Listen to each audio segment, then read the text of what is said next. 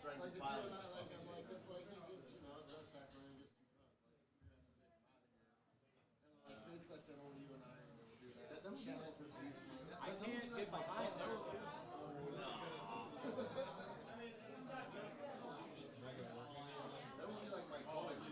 I'll take it low.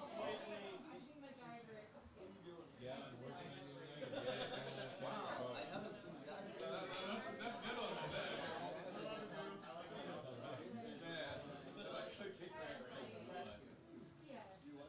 I guess there's like this whole bunch of I was like, if you want to go,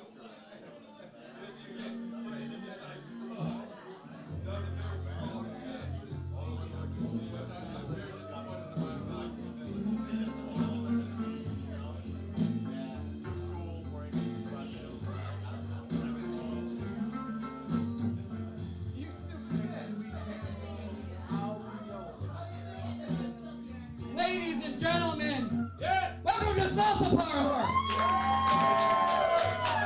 Couple of shit. Do not disrespect our shit. Please do not steal from us. Please do not spit on the floors. We do have a mop, but that's something we don't want to do if we don't have to. Without further ado, Louis D. Michael.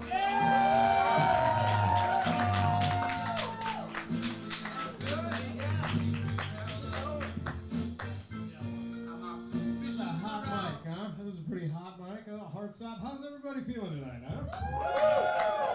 Made it through a pandemic. This is make some noise if this is your first time at a Salsa Parlor show. Wow. All right. Okay. Just weird squawks from people I know. All right. It's good. It's good. Make some noise if you are a Salsa Parlor veteran, huh? Yeah. All right, now make some noise if you're going to be a veteran of the new World War coming our way, huh? That's happening, huh? Survived the pandemic, World War III, huh? I'm looking forward to it. I'm gonna be a janitor in the Navy. I already know it. I'm like, son, you're too old to be a SEAL, but goddamn it, you've got mopping skills. Some of you might be wondering, is it weird to perform in a room in your house in front of everybody you know? Yeah, a little bit. Just a little bit. I feel like I could do it naked. That might make it a little bit easier. Not really. I don't know. It's weird. We had 4 tornadoes an hour and a half ago. It's almost like our Lord and Savior was telling us something. He's like, we're going to do an outside show because of the pandemic. And God was like, no, you're not. He's like, guess we'll move it inside. I'm like, motherfucker, do I have to knock it down? So do it. Oh, man. For those of you that know me personally, a good amount of you probably know I'm not the brightest light bulb. Old Lou Michael's a 40 watt, but I don't quit. Yeah, I've got a lot of try hard in me. It sucks because I'm dyslexic and nobody gives a shit, right? We don't have a month. That's the truth. I'm not dogging on people that do, but I'm just saying we don't have a ribbon, you know? Definitely don't have a book, because who would read it?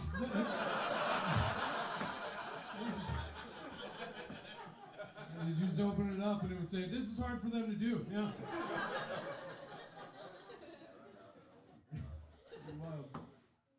Dyslexic, a lot of sciencey folk. I'm so dumb, I don't even know if they're doctors or not, but sciencey types love coming up to me like, what, you're dyslexic? And they get that weird, slimy, I'm going to do some experiment vibes going. They're like, do you know about Comic Sans? I'm like, I do. Everyone hates it. They're like, yeah.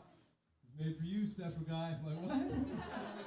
Yeah, Comic Sans was made for dyslexics because evidently we can read it better. But if you guys know, the whole room's angry that I just mentioned that font. Right? Like, I could hand you a copy of Mein Kampf. If it was in Comic Sans, people's first thought would be like, God damn it, I hate this font! That's not what's wrong with this book, buddy. That's a fun one. That lets me know where the neo-Nazis are. Some people are like, it's a great book, don't make fun of it. See if I can get through 2 beers in 5 minutes. I don't know. rough. Sometimes I hate it. People put closed captioning on the TV. That's a special kind of evil in my book. Is the volume button broke? Are you deaf? What the fuck? I had a friend put closed captioning on the Lord of the Rings movies, and I was like, I'm for sure they made books out of these. You should read them, you'd like them.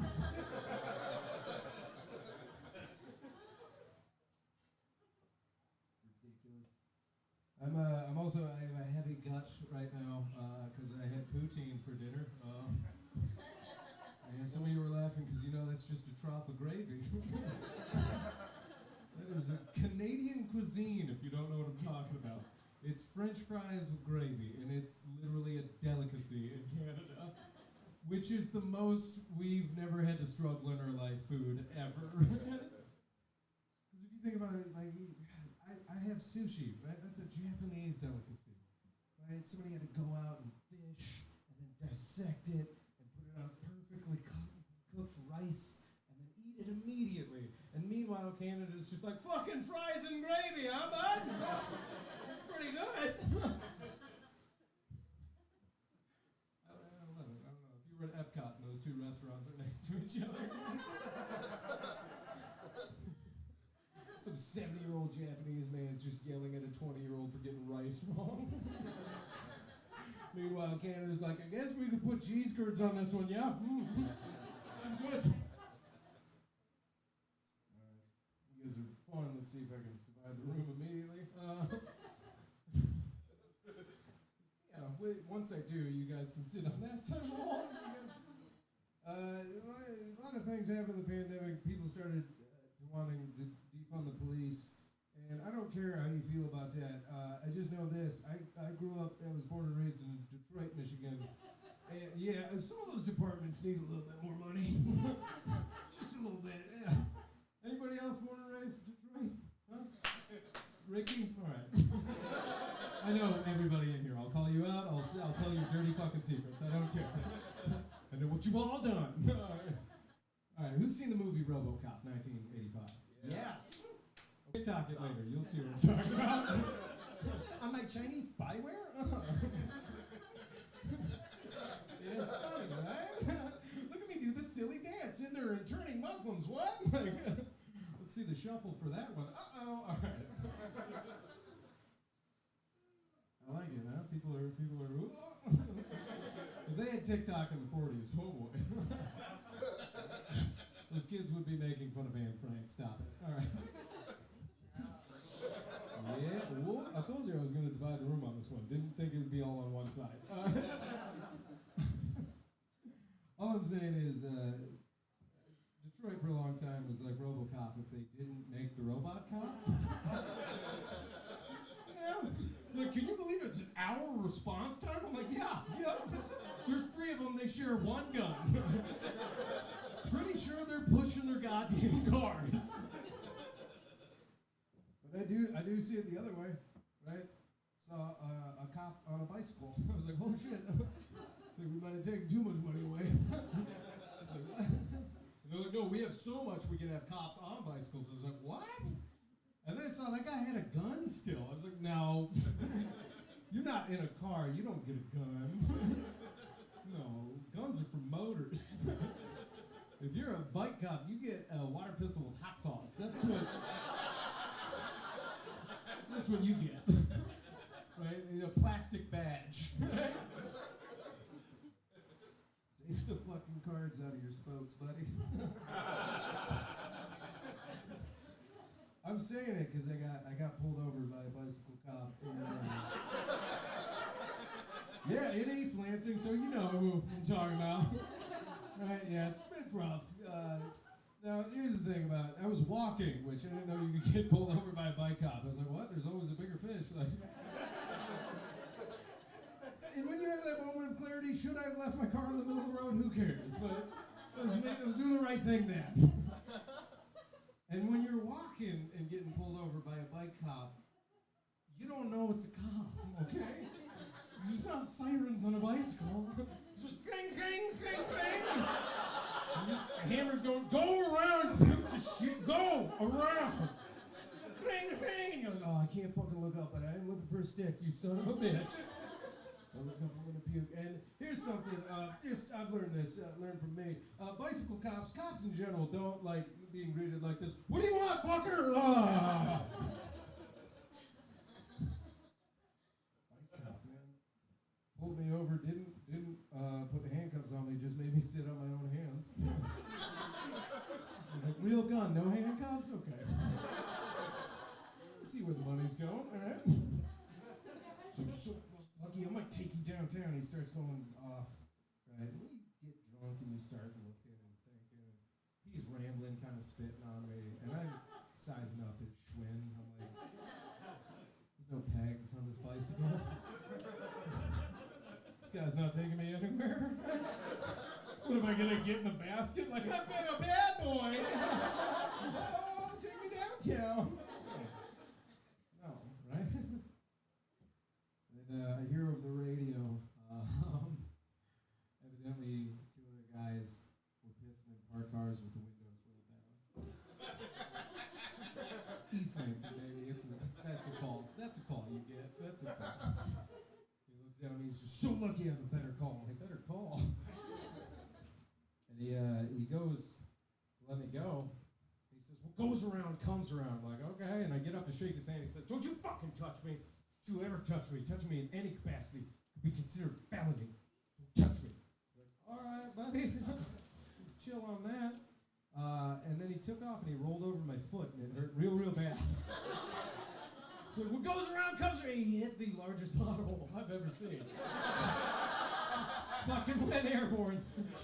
And like, he had a helmet on, but it didn't matter because he smacked his jaw on the ground. I was like, oh shit, oh boy, that looked like it hurt, right? And drunk Lou's like, I'm a good dog. And I come up and I just get hit by this force field. Don't you touch him. Don't you ever touch him. It'd be a felony. I'm just hovering, sweating over him. What goes around comes around. That's good for the joke, but what actually happened is I puked 3 feet away from him. And I walked home. And I told my roommates at the time, one of which lives here, the story. And they started to laugh a good amount. They tee-heed. And I went, what is so goddamn funny, you two? And they go, we were the guys pissing in the cars. And I'm like, oh my God. What goes around comes around. All right, are you guys ready for an absolutely fantastic show? Salsa Parlor's back, baby. Keep it going for my roommate and good buddy, Trevor Track.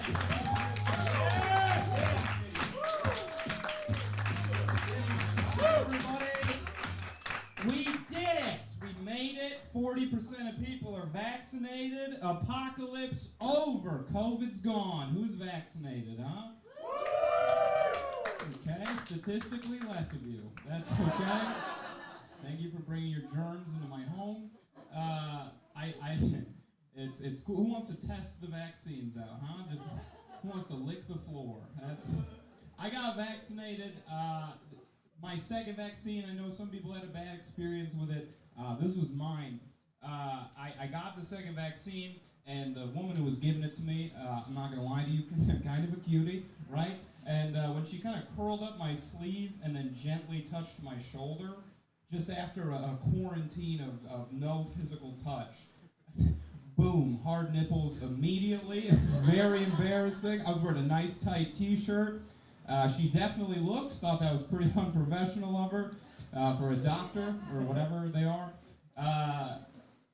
And I thought, I'm a stand-up comic because I can get out of this one, comic relief. I got a joke for this. And so I was just like, what's in this thing? I thought that would be funny.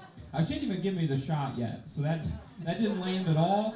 Just kind of bombing with hard nipples, which not that different from right now, if I'm honest with you. Kind of the same.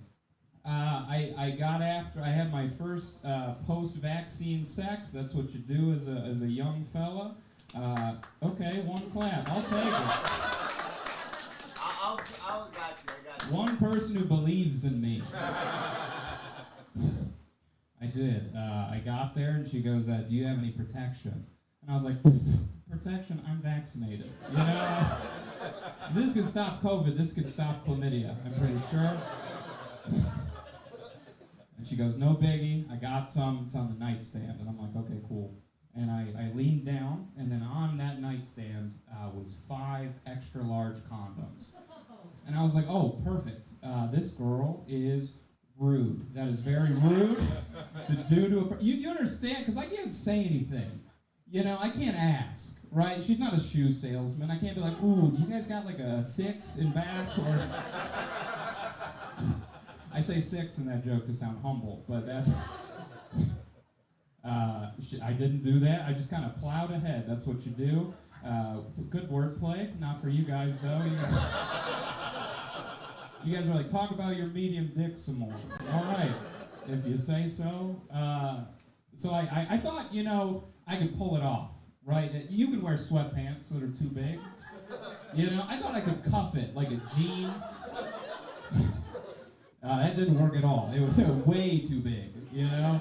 My dick just kind of looked like 3 smaller dicks wearing a trench coat, which is not a very good look. I'll get vulnerable with you. You're in my house. I have pretty bad body image problems, and people, I guess, don't realize that. I think just one too many kids said something mean to me, and then my brain just broke. But I do, and you know, in the summer, everybody wants me to go to the beach. You know, I got a lot of hot friends, and they all want to go to the beach, and, you know, that's like, insecure place. You know, I had a friend, he goes, bro, it's impossible to have a bad day at the beach. You could never have a bad day at the beach. You know, and I was like, I don't think you've seen Saving Private Ryan, because that is a pretty shitty day at the beach. I'll tell you what I do to kind of combat it, nothing healthy. I watch a lot of My 600-Pound Life. You guys seen that show? It makes me feel better. I know it's not very nice. There's just nothing more depressing than somebody who weighs 600 pounds, you know? Besides someone who weighs 500 pounds, because then you can't be on the show, which I think that's pretty mean. Jeez, oh Pete's. I did lose quite a bit of weight, which is cool in college. I had this moment after I'd lost a lot of the weight. I was a chubby kid, so I got, you know, that chubby kid complex. I had this moment after I lost all the weight where I got to just look in the mirror and just realize for the first time, like, oh my God, it is your personality that girls don't like.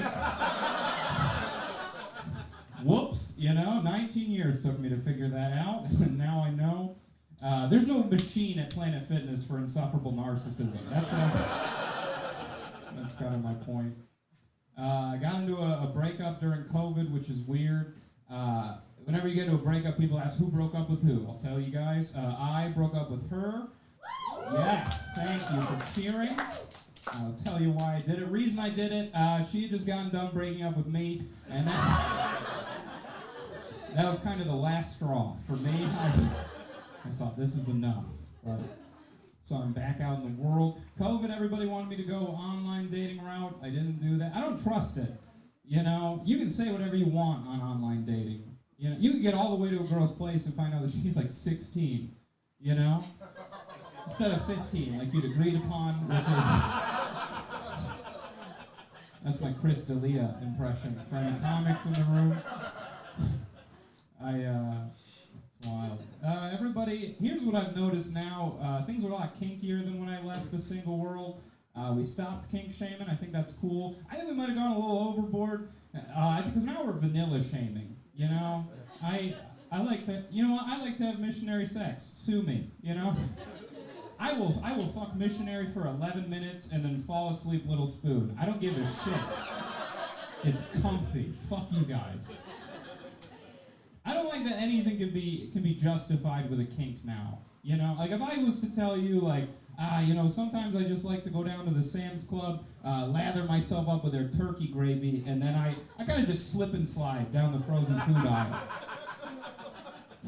You'd be like, I think you need to go to a center, maybe, or an institution. But if I was like, no, I do it to come. All of a sudden, that's cool? I don't think so, you know? I'm going to tell you something you don't want to hear. Some of your kinks are just your mental illnesses wearing lingerie. You're welcome. There's one kink that's not okay, that didn't get included in this whole revolution. That's the foot fetish. Is there anybody in here with a foot fetish? Okay, one clap. Hell yeah. Statistically, there's more, but you guys make them feel bad, so they don't chime in.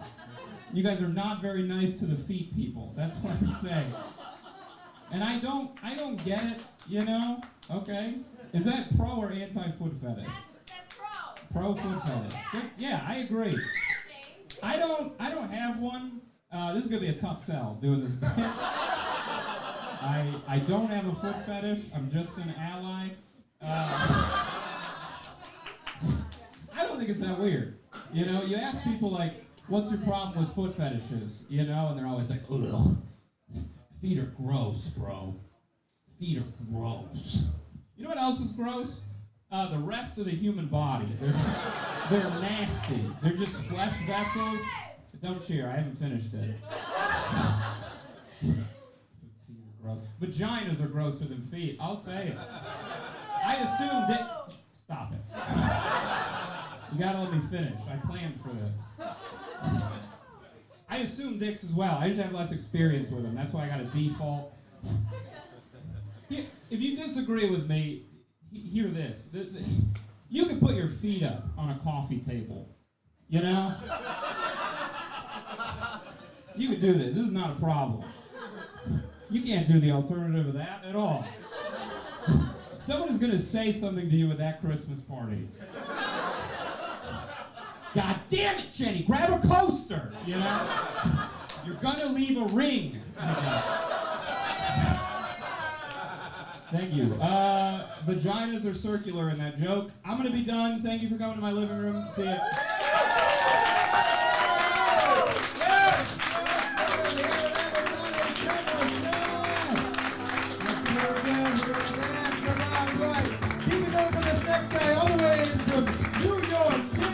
A show called Lover Boys with the Z.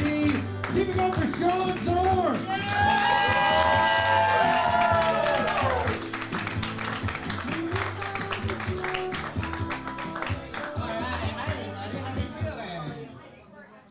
Okay, good. That goes well. It's nice to be home. I'm back in Michigan. I'm from here. It's good to be back in the great state of Michigan. I used to be from here, and now I don't live here. I took a train home. That was the first time I found that train travel is good if you are poor and have time. And I'm both of those things, so it really worked out well. I missed being back home. I got really homesick, and once I stepped off of the train, I felt like this rush, like, oh, I'm at home again. And that was because I heard someone end a phone conversation by going, alrighty, I'll let you go, and then continuing to talk for another 15 minutes. So that was cool. I flirted with death on the way here. Give it up for me. It felt like a little more than flirting. It felt like death stuck their cold, bony finger in my mouth.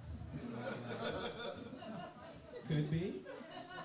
Could be tonight, but it wasn't, at least not yet. While driving here, I saw a car with two stickers on the rear view window. One sticker said baby on board, the other sticker said cake on board. I thought, tough choice. If you're a first responder, that car's on fire, you come up to it, you see those two stickers, which window are you going to first? A lot of you might be thinking, why, the baby, Sean? Of course, I would go for the baby. Well, let me ask you this. What flavor cake is it? Is it, a lemon curd, maybe a strawberry shortcake? If it's an ice cream cake, I'm going towards it with my elbow, breaking it open. Car's on fire, the ice cream will melt. This is all to say I work with kids. I work with children, and I like it a great deal. I work with kids, which means I have Pokemon cards in my wallet right now. And they're not even like the original. I don't even know which fucking... It's not important. This can't be how I spend my time. I don't know what Pokemon... I've never seen them before. It doesn't matter. They're 6. I work at a preschool, which is cool. During the pandemic, they changed one of the classrooms into kind of like a little schoolhouse where older kids would come in and they would do the remote learning day. And I would help them through it. I would get them into their Zoom meetings. I would tell them when to do their homework. Essentially, I was a receptionist for a bunch of kindergartners. I'd be like, Fiona, it's 9:30. It's time to call your gym teacher. He wants to teach you what a jumping jack is. Also, bowling somehow. It's fun. Oh man, there's another one. Let's just pretend I'm still in that rhythm, okay? Cypress, you have asynchronous work to get finished. That's a word I learned this year. Asynchronous. Do you know what it means? Neither do I. Yes, Right? for sure. Yeah, it's like, it's pretty cut and dry. But I learned that word, and you know what else I learned? Math! I finally learned how to do math, specifically second grade math. There was this one kid who I helped all the way through second grade, and he got really stressed at times, and he would look at me and go, "Can you please help me?" And I'd be like, "No problem, bud." Two-digit place value subtraction. I watched a YouTube video to learn how to do second grade math, and no part of me is ashamed. You will not find any part of me that feels silly about that. There was this other kid, his name was Henry, and Henry hated me.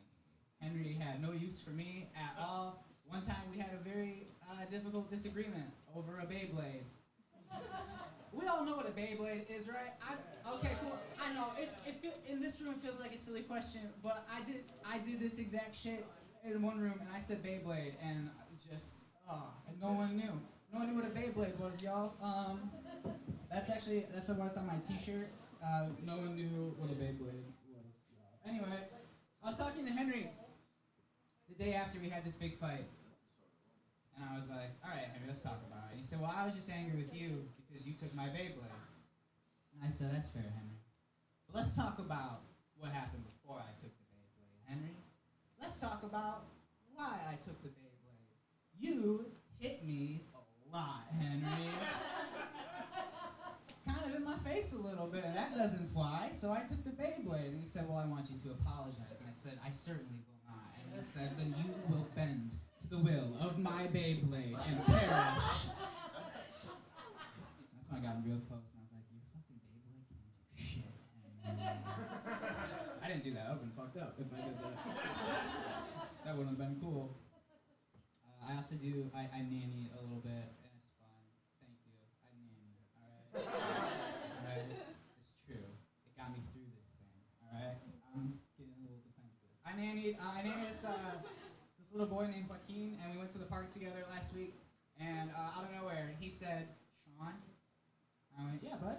He went, do you want your dad to die?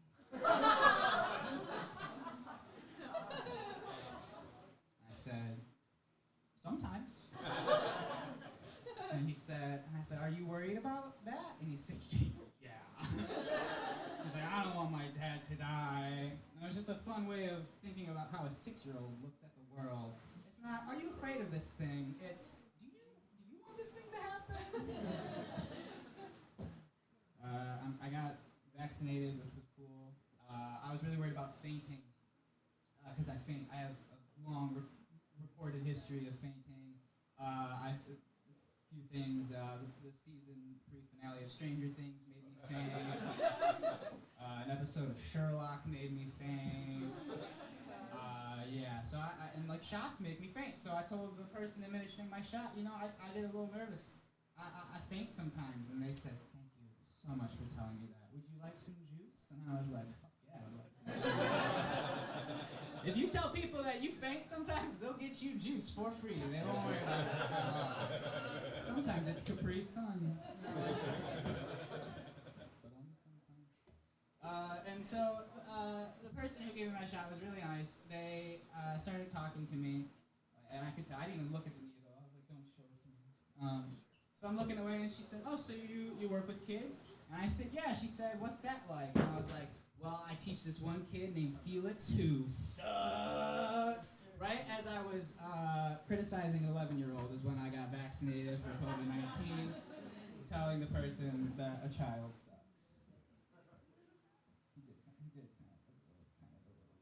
else? Shit. Okay. Yeah. So, I'm trying to think of the right way to say, like, get into this next part. Like a lot of the other, like everyone else, recently I had a family member die. We're in it now. We're in it. We started it.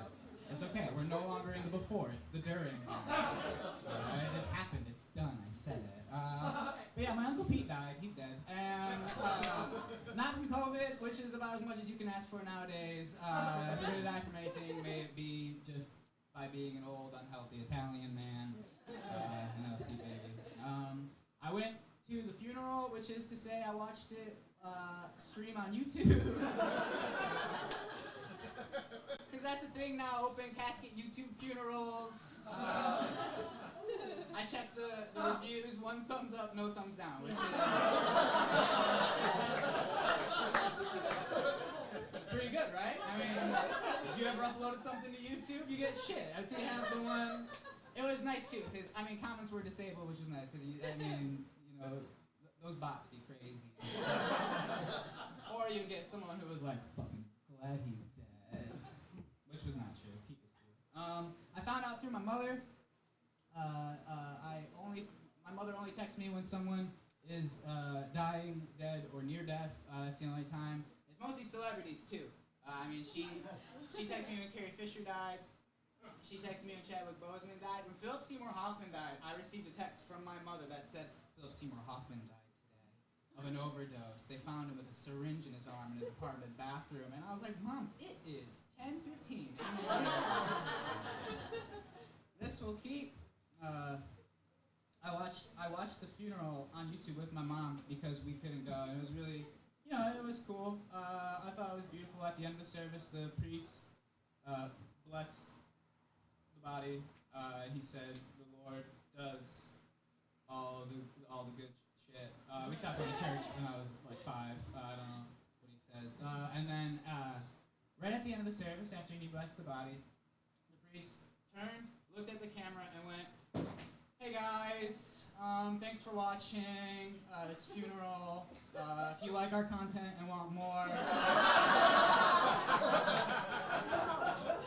we have Edith Monroe's funeral here. Also, Jack Parwell's service right here is really beautiful. Please like, subscribe. You can't comment. Anyway, that's it for us. Also, if you want to hear about what I think of the David Dobrik scandal, I'll be on Instagram Live. All right, Casketeers, I'm out. I'm Sean Zorn. Thank you.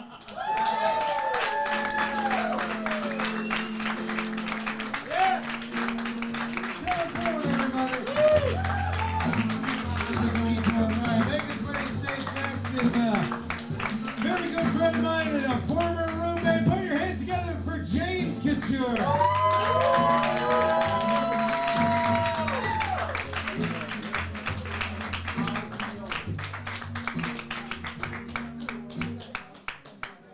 Alright, how we doing? We survived. I was dying right here. I got it. I had it. I was here for a month, right here.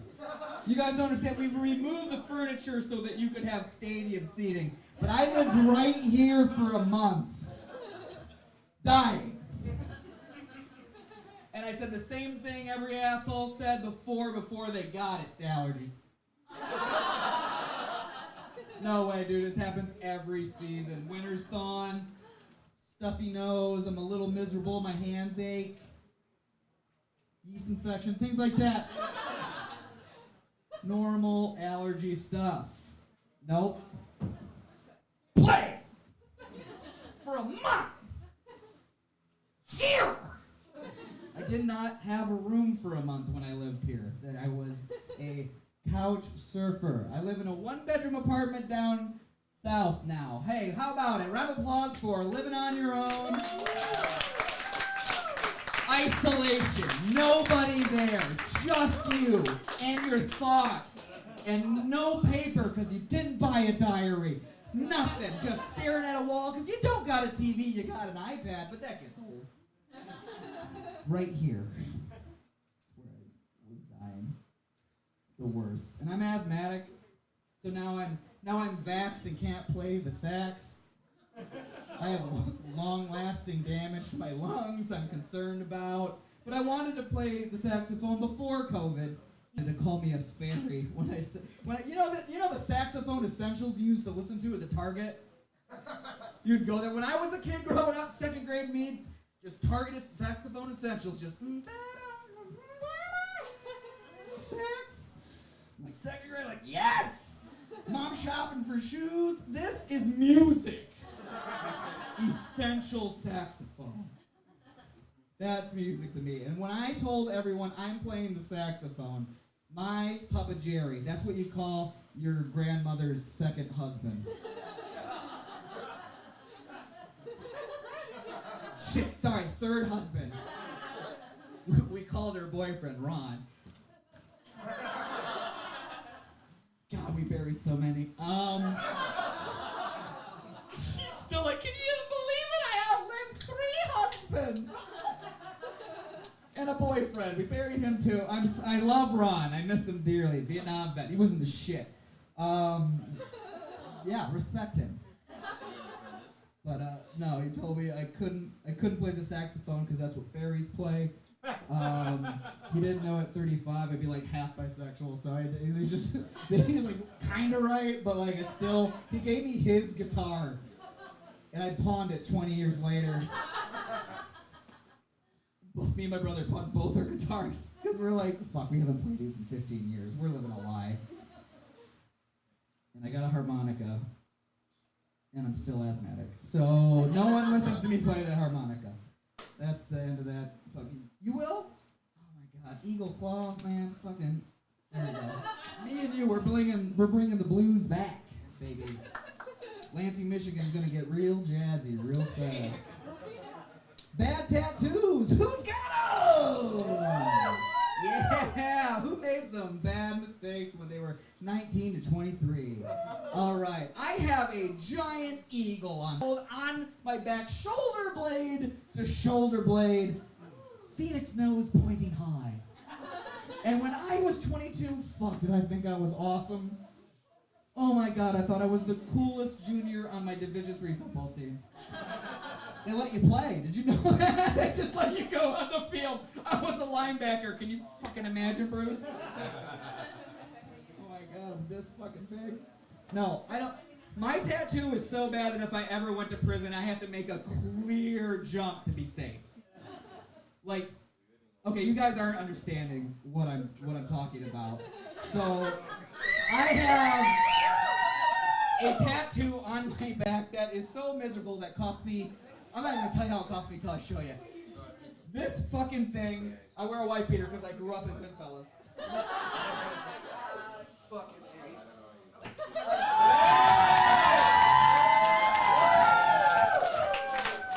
in college, they called me the Condor. Look at this fucking thing. This thing's head is flying so straight like an Irish Catholic knight. But all it has to do is go 90 degrees this way and it's Third Reich. Of course I'm not going to the cool gang in prison. I'm going to the safe bet. I'm burning right now. Do you understand? I want to get Kermit the Frog right here. Not his whole body. I'm not weird. Not like his whole body going. I want it just his face with the web that says hi-ho there. And that's how I know I'm going to be alone forever. Because who can ride you or have you fuck the missionary without disrespecting you completely? You're like, it's the number show. Yeah, I can. Waka waka! I'm going to get that across my fucking like a tramp sale. Right? I'm the new Bert Kreischer. I fucking hate this. I am 35 years old. This is an average body. Everyone who lives in this house thinks I'm fat. They told me when I was living here, either lose 20 pounds, start having sex, or be gay. Those were my options. Wow. I moved out. All right, I'm James Couture, ladies and gentlemen. Let's get ready to have a We got beer, we got Cruzies, Cruzy stickers.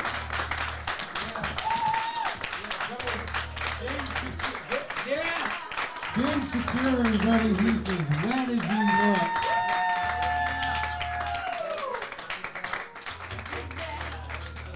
For the record, we did say he could have done all three. All right. All right, guys, making her way to the stage next is an absolute blast of a comedian. She's so funny. Put your hands together for Alaina Bamfield.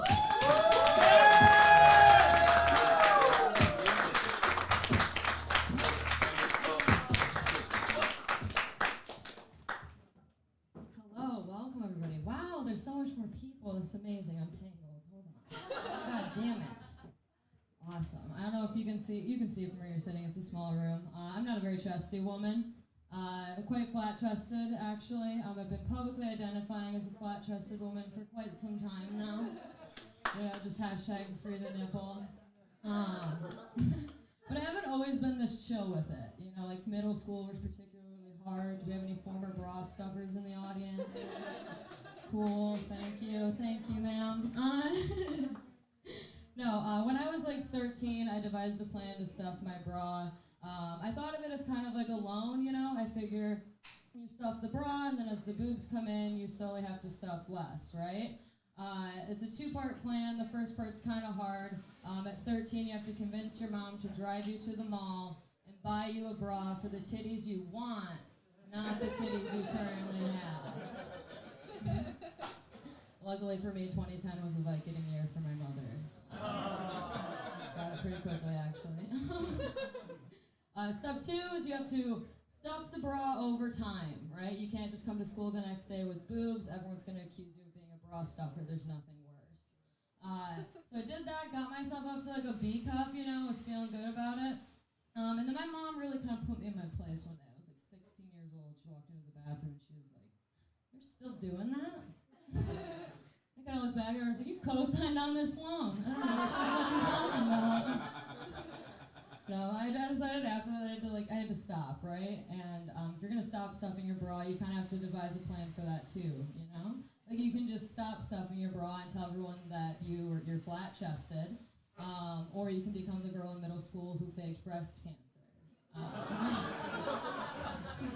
Really hard to come back from, actually. I went with the first one, and I don't know if you've ever come out to your friends as flat-chested and have them been like, "We know." Feels like a waste of time. The other thing I did in middle school that was fun was that I got a boyfriend. Been thinking about him a lot lately. His name was Tyler. He went to a different school. That part was true. The lie was that he wasn't my boyfriend, right? I went to my cousin's house and I cut out a picture of the hottest boy from her yearbook, and then I carried that around as proof that I had a boyfriend. We dated for quite some time, actually, about 3 years, until Snapchat became a thing. Then obviously, you know, Tyler had to die. That's what I went with, and I didn't go with anything vanilla, you know. I was like, Tyler died. My friends were like, "Oh my God, was it a car accident?" And I was like, no, it was a house fire. They put it like an electrical thing, you know, and I was like, no, I think his dad did it. Just went with famicide immediately. Like, I had no problem killing a theoretical family at 14. A bit of a red flag, if you ask me, like a character flaw. Like, if you found that out about your girlfriend, like, in the first few dates, you'd run for the hills, right? Like an actual sign of impending doom or danger. Not the red flags that women my age have come up with. Like, all of my girlfriends, they have this thing about dudes with bed frames, right? Like, my best friend went on a date recently, and she texted me during the middle of it, and she was like, "Alaina, I need you to come pick me up." And I was like, "Why?" And she was like, "Because we just got back to his place, and he doesn't have a bed frame. You know that's a red flag." You know, and then I had to text her back and be like, "Some of the best free ketamine I've ever gotten in my life has come from a dude without a bed frame. So I need you to pro and con this shit, Michaela. One woman's red flag is another woman's opium den, and I stand by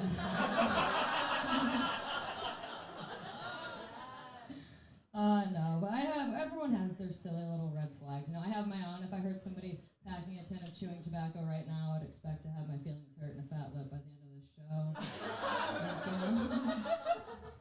There's a lot of things you don't think about when you enter into a relationship with a dude that chews tobacco. Like, I wasn't expecting a dirty bottle of Mountain Dew to third wheel the fuck out of my relationship.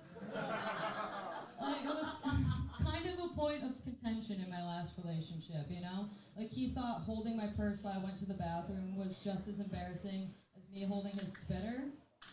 And I had to sit him down and be like, bro, when people see you holding my purse, they think you're a good guy. When people see me holding the spitter, they think I have a plan B in my system right now. They're not wrong. But yeah, I don't think we should ignore them in tandem. And I found in my experience like that the classic red flags tend to be the ones you should watch out for. You know, like lives with his parents, is in the military. Like if you go for that,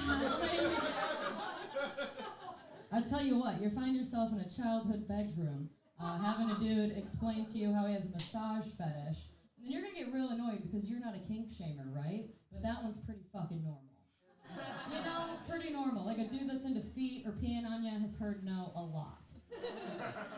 I have to explain to this dude that a deep tissue massage and knuckle up my snatch is gonna bring me back to gymnastics camp without making it weird. Oh man, we're gonna. It's okay, I'm fine. You're all like, it better be true. Oh god, we have any couples in here? Anyone dating for a while over there? Awesome. How long you guys been together? He doesn't know. Perfect. He doesn't even know. That means their sex is comfortable, you guys. Good sex, you know? Do you remember when that like first starts happening though? When you're like having sex with the same person for a while and then they ask you the question. They're like, babe, is there anything we haven't tried that you would like to do? And then you get to say, foreplay sounds like something that would be really fun. I say that every time, even when I'm getting an adequate amount, you know, because I feel like head is just better if the other party feels like they have something to prove. And when you say that to a man, they're all about duration, I've found. Men are all about duration. When you say that, they tend to just eat your pussy for longer. Have you ever had it go on for so long that it starts to feel like a family dinner from your childhood? Yeah. Stay with me. Like 45 minutes goes by, and then he just looks up at you and he's like, can I be done now? And you just like channel all of the energy from your father, and you're like, I don't know, 5 more big bites and you can go play Xbox with your brother.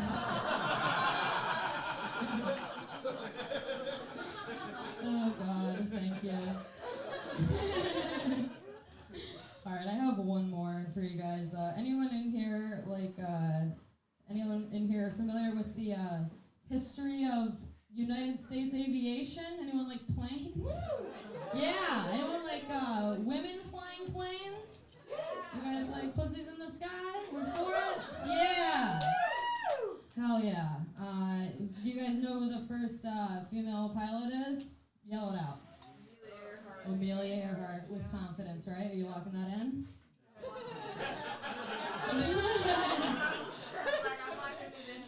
Yeah, you're wrong. It's alright. No, the first female pilot in America was Harriet Quimby, and I'm fucking sick of Amelia Earhart stealing her thunder. I'll tell you what. The only thing Amelia Earhart did was go missing. America loves Amelia Earhart because she's the one that got away, and that's it. I don't know. I'm a little bit biased. My mom's family name is Quimby, and so I feel like if more people knew about Harriet Quimby, I'd be a lot cooler in this situation right now. You know? Like if I was like, I'm related to Amelia Earhart, you'd all be like, oh my God, is there any cracks in the case? And I'd be like, no, but we miss her at Christmas, you know? I tried to pitch that to my mom. I was like the joke about how no one knows who Harriet Quimby is, and she's like, I don't know what you're talking about, Alaina. She's on her 50-cent stamp. Everyone knows. I'm like, nobody knows. Nobody knows. Nobody uses stamps. You guys have been great. Thank you so much for coming out. Give it up for your host.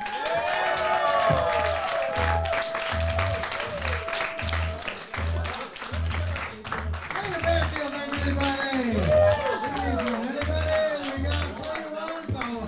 I'm not going to throw at anybody else now. Got a beer belt up front. All right. Put your hands together. this next comedian is all the way from Grand Rapids, Michigan, and one of my goddamn favorites, Kian Straub, everyone!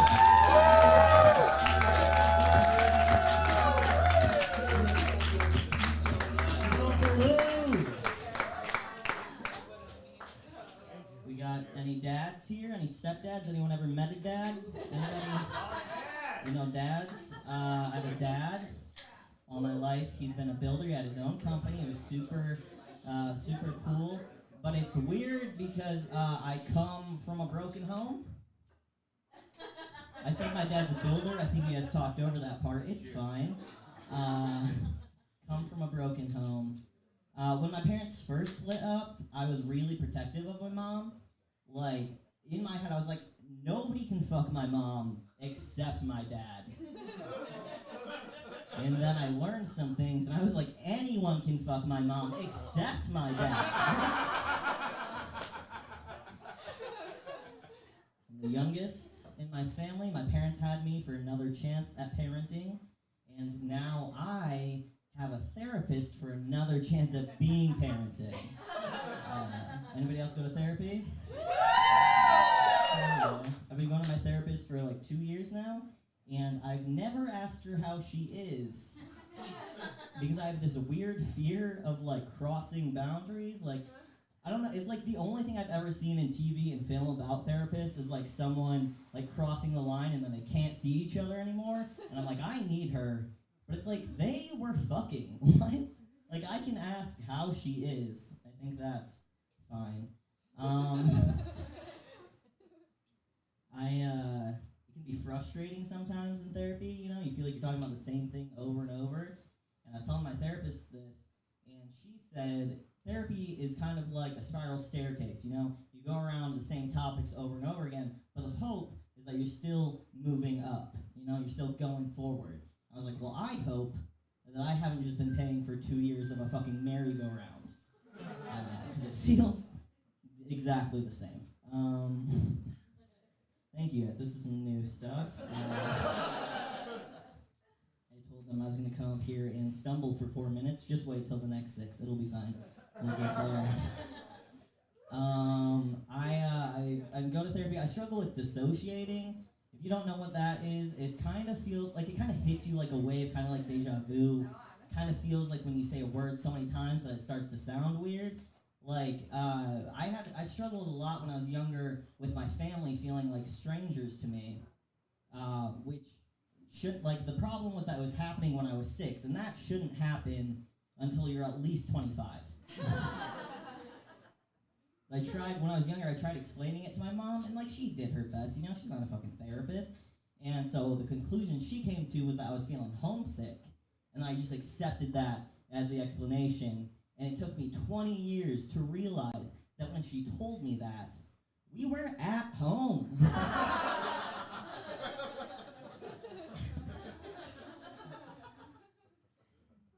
I'm trans, feel free to jump me in any of the bathrooms after this. I'll be waiting. I give it up for these fireworks. Hell yeah, this is sick. Trans. I realized recently not everybody knows what being trans is. And I've already lost it all, you guys. Alright, we're gonna reset. We're gonna forget fireworks ever happened. Fuck fireworks. I realized recently not everybody knows what being trans is, because I had a guy come up to me after a show, and he came in real hot, and he was like, so you're trans? And I was like, I should stop telling people to jump me. What? And he was like, no, I just don't know what it means. And I was like, that was your body language for curious? Like, I want to see this guy walk into a bank, right? Like, so you got money here? Because I've never been. Just thought they were all for sperm. And I was like, well, I have no reason.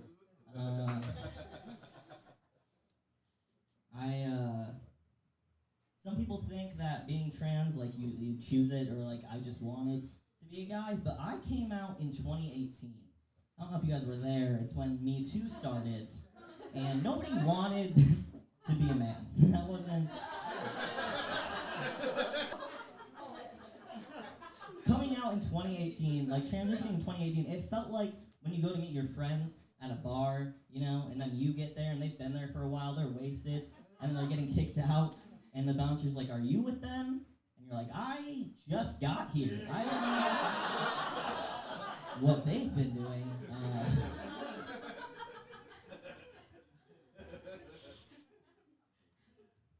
didn't envision this for myself, you know, I didn't think I'd be queer. And I never thought that I would be so queer that I'm just a straight guy. Didn't realize it came back around. But it makes sense though, because when I think about it, a lot of queer people experience this when you're growing up. You'll have like some sort of a sexual awakening or something. You know, you'll be watching something. You might not get it at a time, but you realize that's why you rewatched it so many times. And for me, I know I'm a straight guy because it was Billy Madison. I was like, yeah, I identify with that. Took me a while though. Like, I didn't realize I liked women until I was 18. And like all growing up, I just tried to date boys. I thought everybody felt the way I did. Like, I dated guys until the day I realized I was gay. Okay, like realizing I was gay was like breaking news. I was delivering it as I was receiving it. I text this guy and I was like, I gotta cancel our date. He's like, oh, did something come up? And I was like, looks like things are still unfolding, but I'm pretty sure I'm gay. That's how it felt. It felt like overnight. It felt like I went to sleep straight and then I woke up gay. Like, I got like such good sleep that things were just like, I could finally think clear, and I woke up and I was like, I'm gay?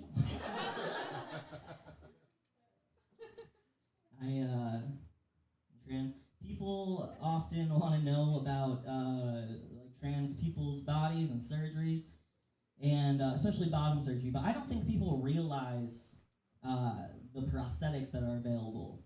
I mean, like I got one for $500. It does everything, okay? You can use it for peeing, for sex, for getting paid more than women. That wasn't up to me. It's crazy. I told that joke once, and I had a guy come up to me afterwards, and he was like, $500? That's all they're going for now? And I was like, yeah, after Me Too, they just tanked. Hope you didn't have any stock in dick. I don't know. The only way his question made sense is if he thought I got the real thing for $500. Which, if I got the real thing for $500, you know what happened? I'd go in, they'd put me under, and I'd wake up, and I'd just have a hot dog taped to my pelvis. Off-brand, probably.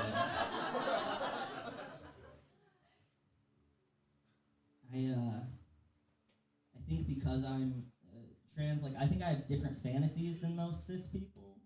Like, I think mine are a lot more mild, you know? I think, like, regular cis straight people, their fantasies are, like, they want to, like, go for a walk, you know? And then they just, like, start making out and things get heated. They can't wait to make it home, so they start having sex behind a bus, and then halfway through, you just hear, like, move that bus. And then it airs. But for me, my fantasies are, like, I'm talking to a girl, and she's like, I want to see your dick. And then I have a dick.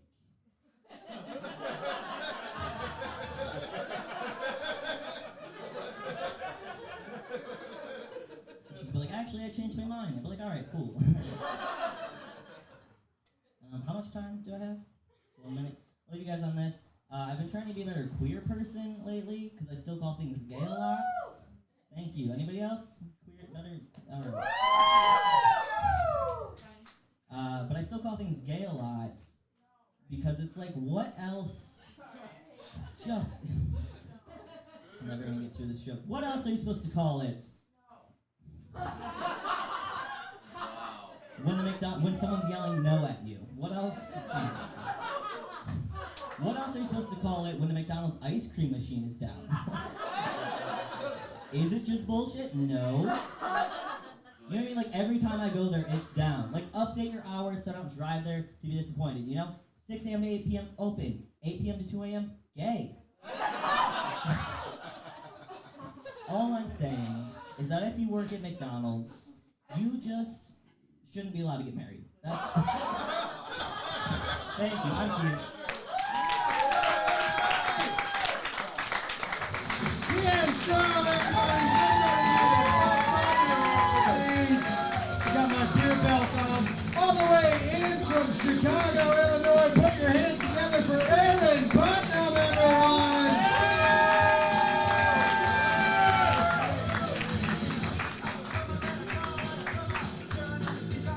You guys don't even know what this is, do you?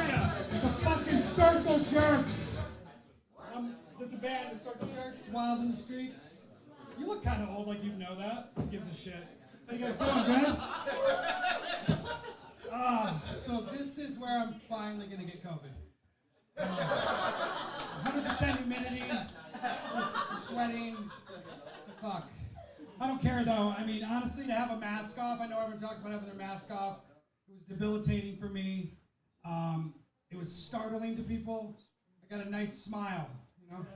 But with the mask on, it's just these eyes in the childhood. It's a fucking Amber Alert. I mean, like when I get in a train of thought and I'm thinking, I was waving to people like, hi, and then my voice is all red. They're like, this child is dying. I need some help. Really though. Yeah, people ask if I'm sick all the time because my voice is always raspy. This is my voice, my real voice. It's making her thirsty. Look, she just took a drink. Yeah, this is my voice, and people always give me backhanded compliments like, did you do a lot of cocaine to get that voice? I did do a lot of cocaine. But not when I was 5 years old. 5. I've had this voice since kindergarten. You know how hard it is to make friends? You want a color? I was going through so much trauma and bullying by kindergarten. Like by second grade, I was like a bookie at school. I was like, I got chocolate milks and charm popsicles. It's crazy. It's crazy. I don't do drugs or drink anymore. I'm sober. That's good for me. So all those girls in the back, you know, don't quit until you get gonorrhea at least. You know?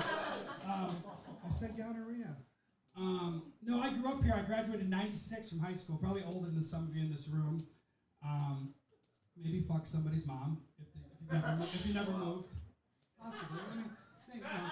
96. Daddy? No, but I don't do drugs or drink anymore. And people ask me when I first got sober, they're like, what did you gain in sobriety? I'm like, 60 pounds, exactly. Yeah, 60 pounds. 40's gone now. I got 20 left. Right here and right here. I got my boobies when I was 36 years old. Not as exciting as if you're a 12-year-old girl. You know what I mean? And I'm a 36B. I know my bra sizes. I mean, my wife's a 32B because she's got a skinny back. I got a wide back. And a nice handful. But I decided it was time to put down the bottle, and then I picked up a fork, and now it's like it's time to deal with my feelings. You know what I mean? Feelings is what we all got that we got to get in touch with. So basically, the boobs are so in the way right now. It's the last thing I got to lose before I go to my feelings. And the reason I'm going to change is because it's fucking with my demeanor. Like someone said something to me yesterday. They're like, "Hey, everybody," I was like, "Excuse me." Someone walked by me. I was like, "Let me get out of the way. I'm sorry." I crossed the street. The light was blinking. Don't walk. I held my tits when I crossed the street. You know, it's not good. Think about it. So my feelings. So I got my feelings. What do they say when you got feelings? Go see a therapist. By the way, it's hard to get a therapist when helicopter parents are getting for their kids for a peanut allergy. It's not that easy. I'm sorry if you got a peanut allergy. You've been in therapy for 7 years. Don't eat peanuts! That's it. They're kids with real problems. Bipolar, peanuts. Simple answer. Just because you got a PPO, you guys, some of you know what a PPO, some of you just have it because you're under 26, and you'll find out how much they are and you won't have one. You want a personal protection order instead from the government. A little bit of good stuff for you guys. Definitely out of my wheelhouse here. It's good. Not for you though. Not for you, young buck. You know, how was Vietnam? Die, GI. No, so So I go to a therapist. She goes, before we even sit down, I need you to talk to my friend down the hallway, psychiatrist. I'm like, great, cool. So I sit down, I take a test. She goes, your ADHD is through the roof. We're gonna put you on Adderall. I was like, you mean cocaine? Cool. She's like, it's not cocaine. I'm like, I know I got your tits done in a condo in Boca, but it's cocaine. It's orange, but if you mash up 30 pills of it and put it on a scale, it weighs 3.5 grams. That's an 8-ball. And whoever's doing it now to party on, because of course you party on, I partied on it once back in the day. I snorted it because I snorted everything. Some people smoke it, I snorted. Snorted some, about 30 milligrams. Kid you not, 7 o'clock in the morning, in my kitchen, pacing, drinking vodka out of the freezer, and beating my penis. That is cocaine adjacent, at least.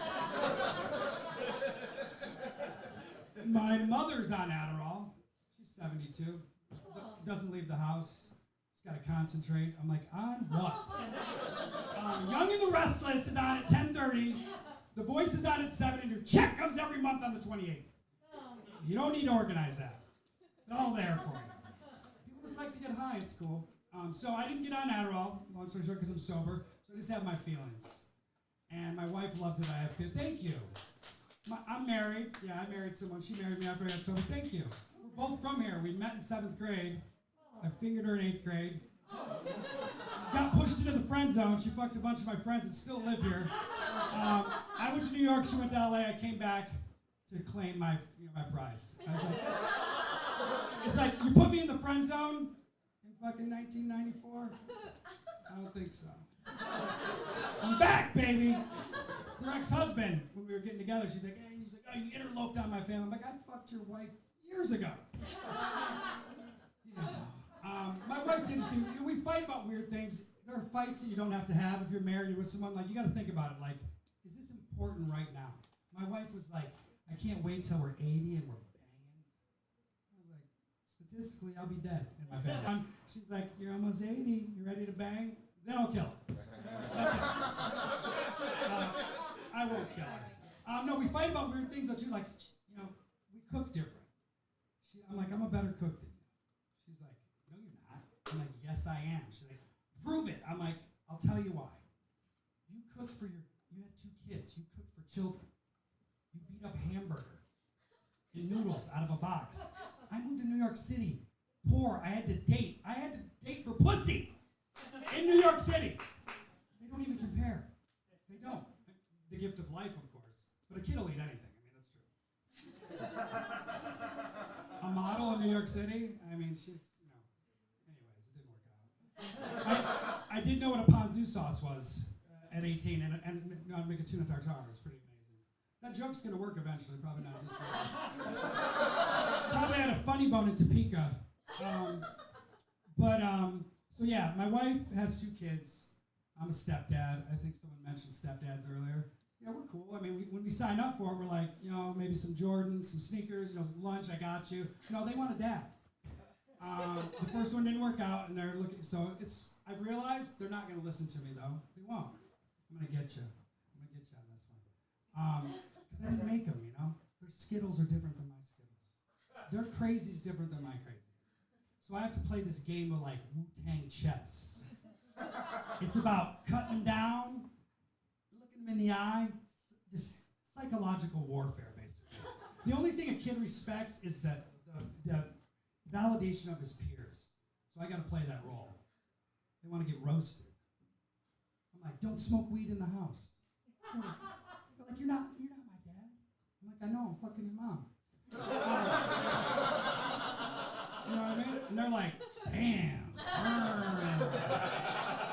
Yeah, man. So we grew up very different too.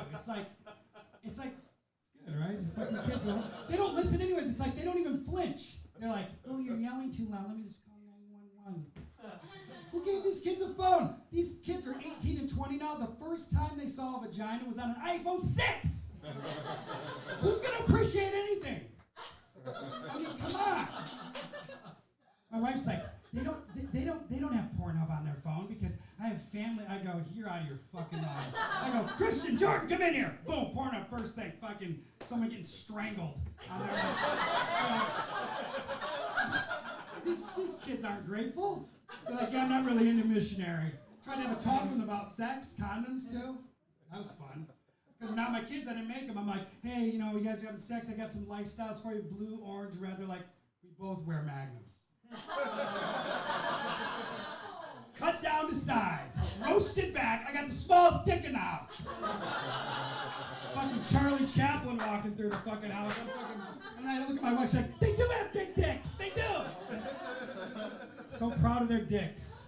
My wife will lawyer up for her kids on anything. Anything I say, she's like, you know what? Don't say another word. Boys, don't say another word. I got you. They won't be talking to you. We'll talk to you tomorrow. Lawyering up for your kids. I mean, let them take a hit. Our youngest still lives with us. He's 18. Pretty crafty guy, too. Like, he put these shelves in his room, and they're real sturdy. I'm like, oh, you're never moving out. That's great. I got those for your apartment.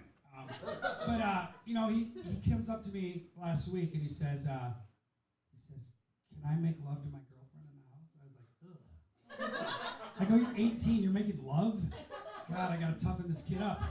But of course, I went back to the Wu-Tang chest. I said, you wanna have sex? You wanna make love in the house? I go, you can try. But you never know where I'm gonna be.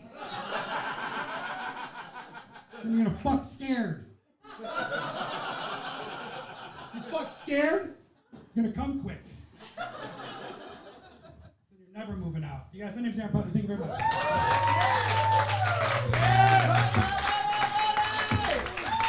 Aaron Putnam!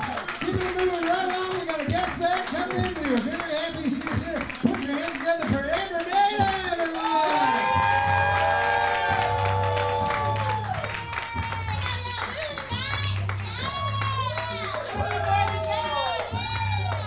Give it up for your host, Salsa Parlor.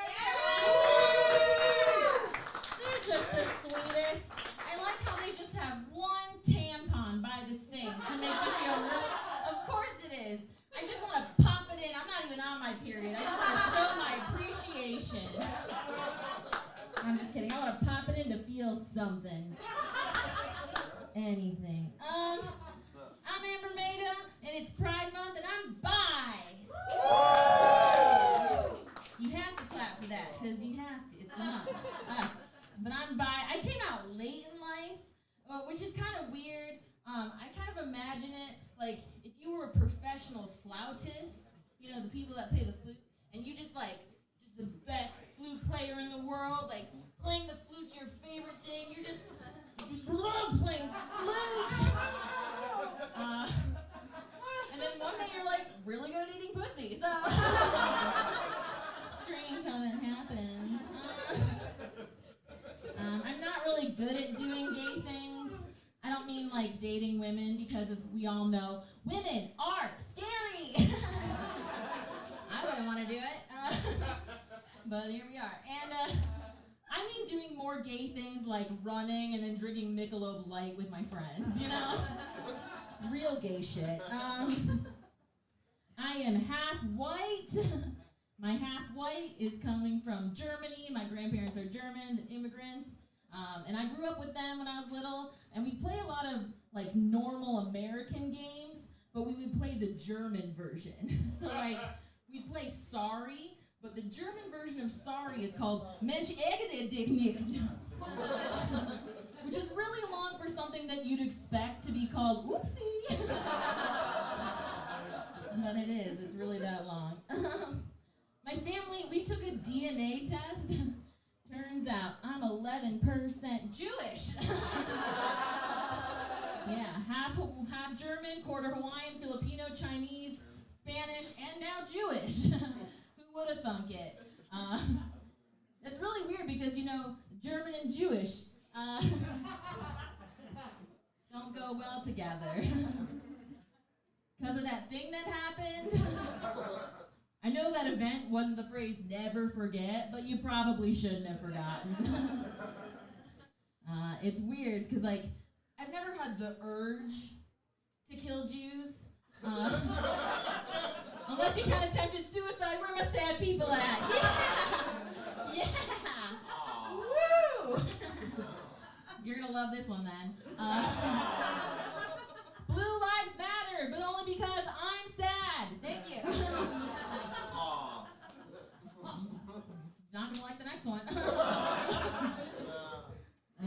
worked for the police, I know I'd be a bad cop. Because just like all my other jobs, I'm bad at my job. Is this taser on? Okay, good. Let's see.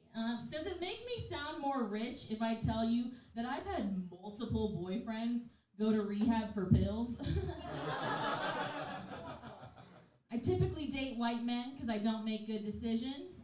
And my ex-boyfriend, he'd get away with saying a lot of ignorant shit around me. He'd always be like, all Asians look the same.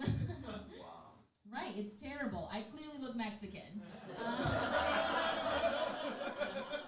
Buddy, what?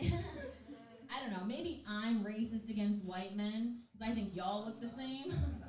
I thought I was in a 3-year-long relationship. Turns out I was just fucking the whole lacrosse team.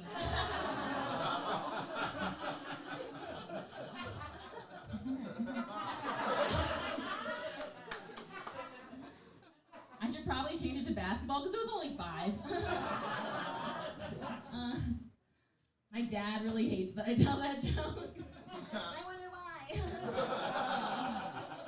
But he doesn't really get to have a say about my love life because he has a sugar baby. Ooh. So for those who don't know, it means my dad is 63 and his girlfriend is younger than me. Wow. And I want him to be happy. I don't care about the age. I just wish he would have done it outside of my high school. Turns out she's a shot girl at the old Shillelagh. And now that I'm back in Michigan, I can say that. Which I'm pretty sure the old Shillelagh, that's just what she calls having sex with my dad. The old Shillelagh. I don't know what movement it is, but that's what they call it. I found her one day, though. I found her and I was like, stop sucking my dad's dick for money! That's my money, you know?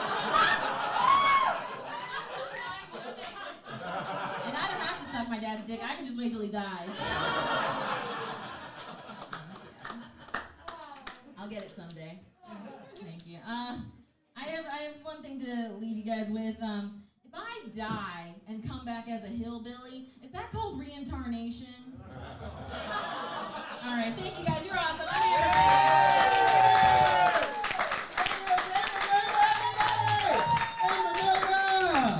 Alright, making his way to the stage right now is my good friend and roommate, Jake Ford.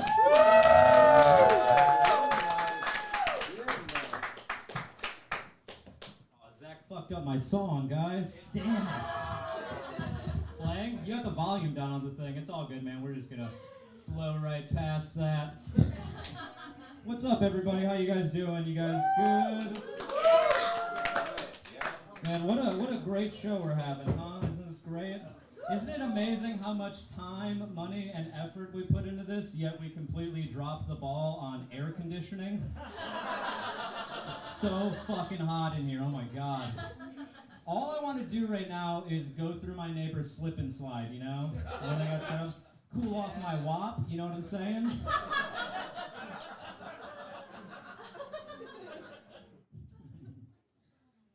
Oh, wow. It's been a tough year, guys. It's been a tough year. I feel like I grew a lot in the past year, though. Like, I quit smoking cigarettes, you guys.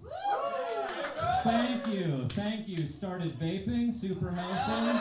Super smart decision. I'm pretty sure vaping is becoming more of a problem for me than cigarettes was. In fact, I know it is because I recently charged my Juul on a PlayStation 4. Which conceptually would just destroy your grandfather's brain, right? She's like, excuse me, Papa, I need to go charge my robot cigarette on my war simulator. Be right back. Trying to blow fat clouds and kill Nazis, dog. You just sit there and enjoy Gunsmoke. Wait to be reunited with Nana. How about that? Obviously, the worst part about smoking cigarettes is the anti-smoking commercials, and obviously the worst anti-smoking commercial is the one where that woman comes on screen and she just has a hole in her throat, and you're just sitting at home horrified, like, oh my god, ma'am, could you please put on a scarf. It is. It's fucking 9 in the morning right now. I'm trying to eat Fruity Pebbles, you know. Started choking on a few. My voice started sounding like yours for a few seconds. Just trying to sit here with my niece and watch Blue's Clues. She's fucking traumatized. And mail time just happened. She didn't even register for her. She just cried in the corner. All right. I'm gonna try a new joke that I've never done. Fuck it, right? Hey, fuck it, right? All right. Yeah. I've been drinking a lot more water recently, guys. Not because I'm trying to be healthy, just because I think in 20 years we're gonna be out of that fresh stuff. You know what I'm saying? We're gonna be fucked on that. I'm trying to enjoy the supply now before we're all waiting in line at the Mountain Dew reserves, trying not to fucking die of thirst. Some smart ass in line is like, wow, all that fresh water that they used for this soda, they really could have, that would have came in handy right now. Fucking government van pulls up, drags that guy away. Shut the fuck up. You got it. I did, thanks, sir. You're right, I'm fucking, was that Bruce? Is that you? Hell yeah, dog, I'm fucking nailing it, dude.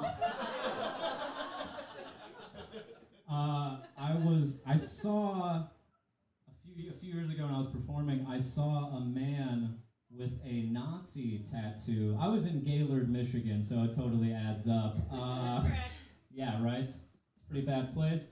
Have you guys ever noticed that people who have Nazi tattoos, I guess I should just call them Nazis, Nazis who have Nazi tattoos, they never have good quality Nazi tattoos. Like, I've never seen a dude with a swastika tattoo and been like, I don't like what that stands for, but that line work is impeccable. Look at that. What talented piece of shit did this tattoo? This is so symmetrical.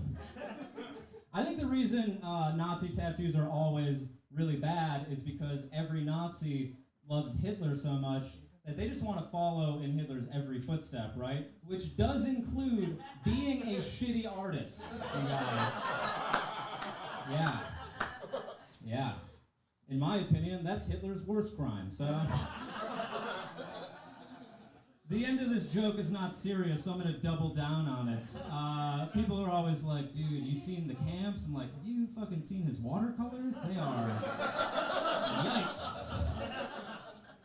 All right, cool. Divided the whole crowd. Nice.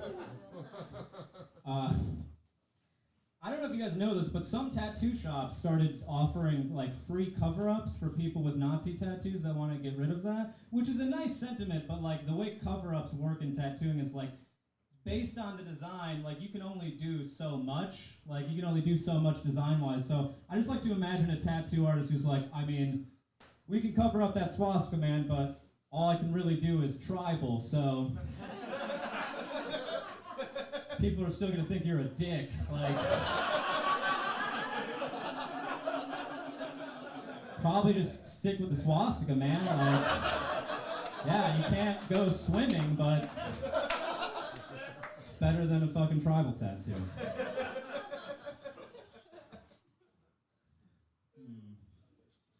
I don't want to offend anybody with this, so I'm just going to give a preemptive whoopsie on this next joke. You guys watch the Epstein documentary? You guys see that? Yeah. Look how fucking quiet it just got in this whole room. Like, obviously what that man did's terrible. He's a monster, a piece of shit. My only request is, can we please stop calling the island Pedophile Island?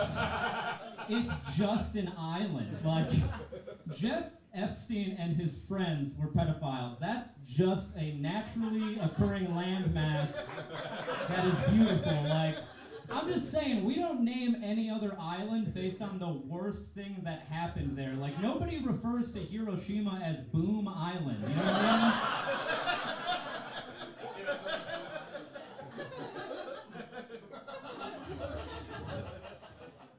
And honestly, I'm just saying, guys, now that Jeffrey Epstein killed himself, now that he can be fun again. I'm just saying. I'm just saying. It's an island. Like, as long as there's no pedophilia going on, it should be a pretty solid time. You know what I mean? It's an island.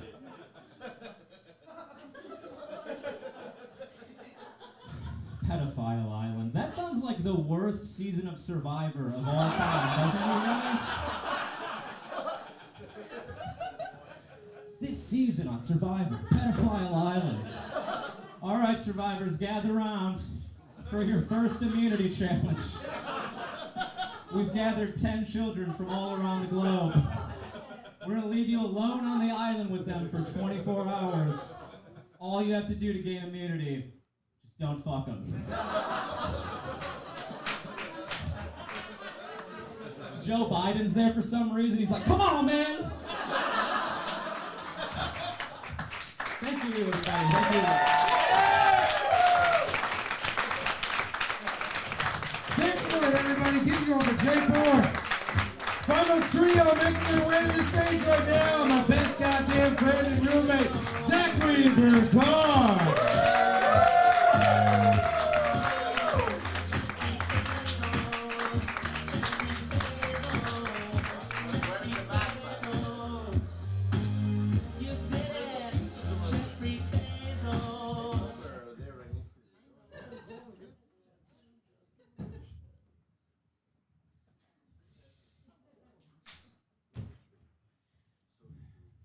All wet from the tornado.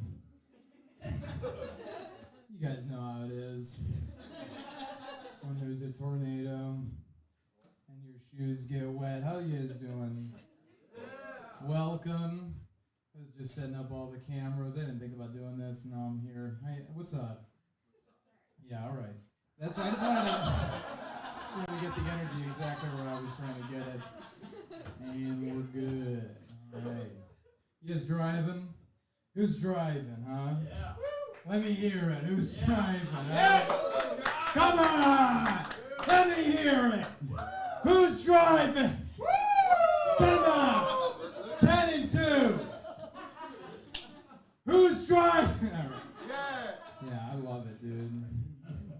Love driving. Cruise control, that's my fave. It's kind of like a cheat code. Kind of like a cheat code, keeps you going. You don't got to do shit, bro. I love it. I sit Indian style. I can't say that. Crisscross applesauce. That's how I sit while I got cruise on in the city. You know what I'm talking about? Cruising through yellows. You don't fucking know how I drive badly, mostly, but confidently. That's the worst kind of driver. Nobody wants a bad, confident driver. Taking turns he can't take.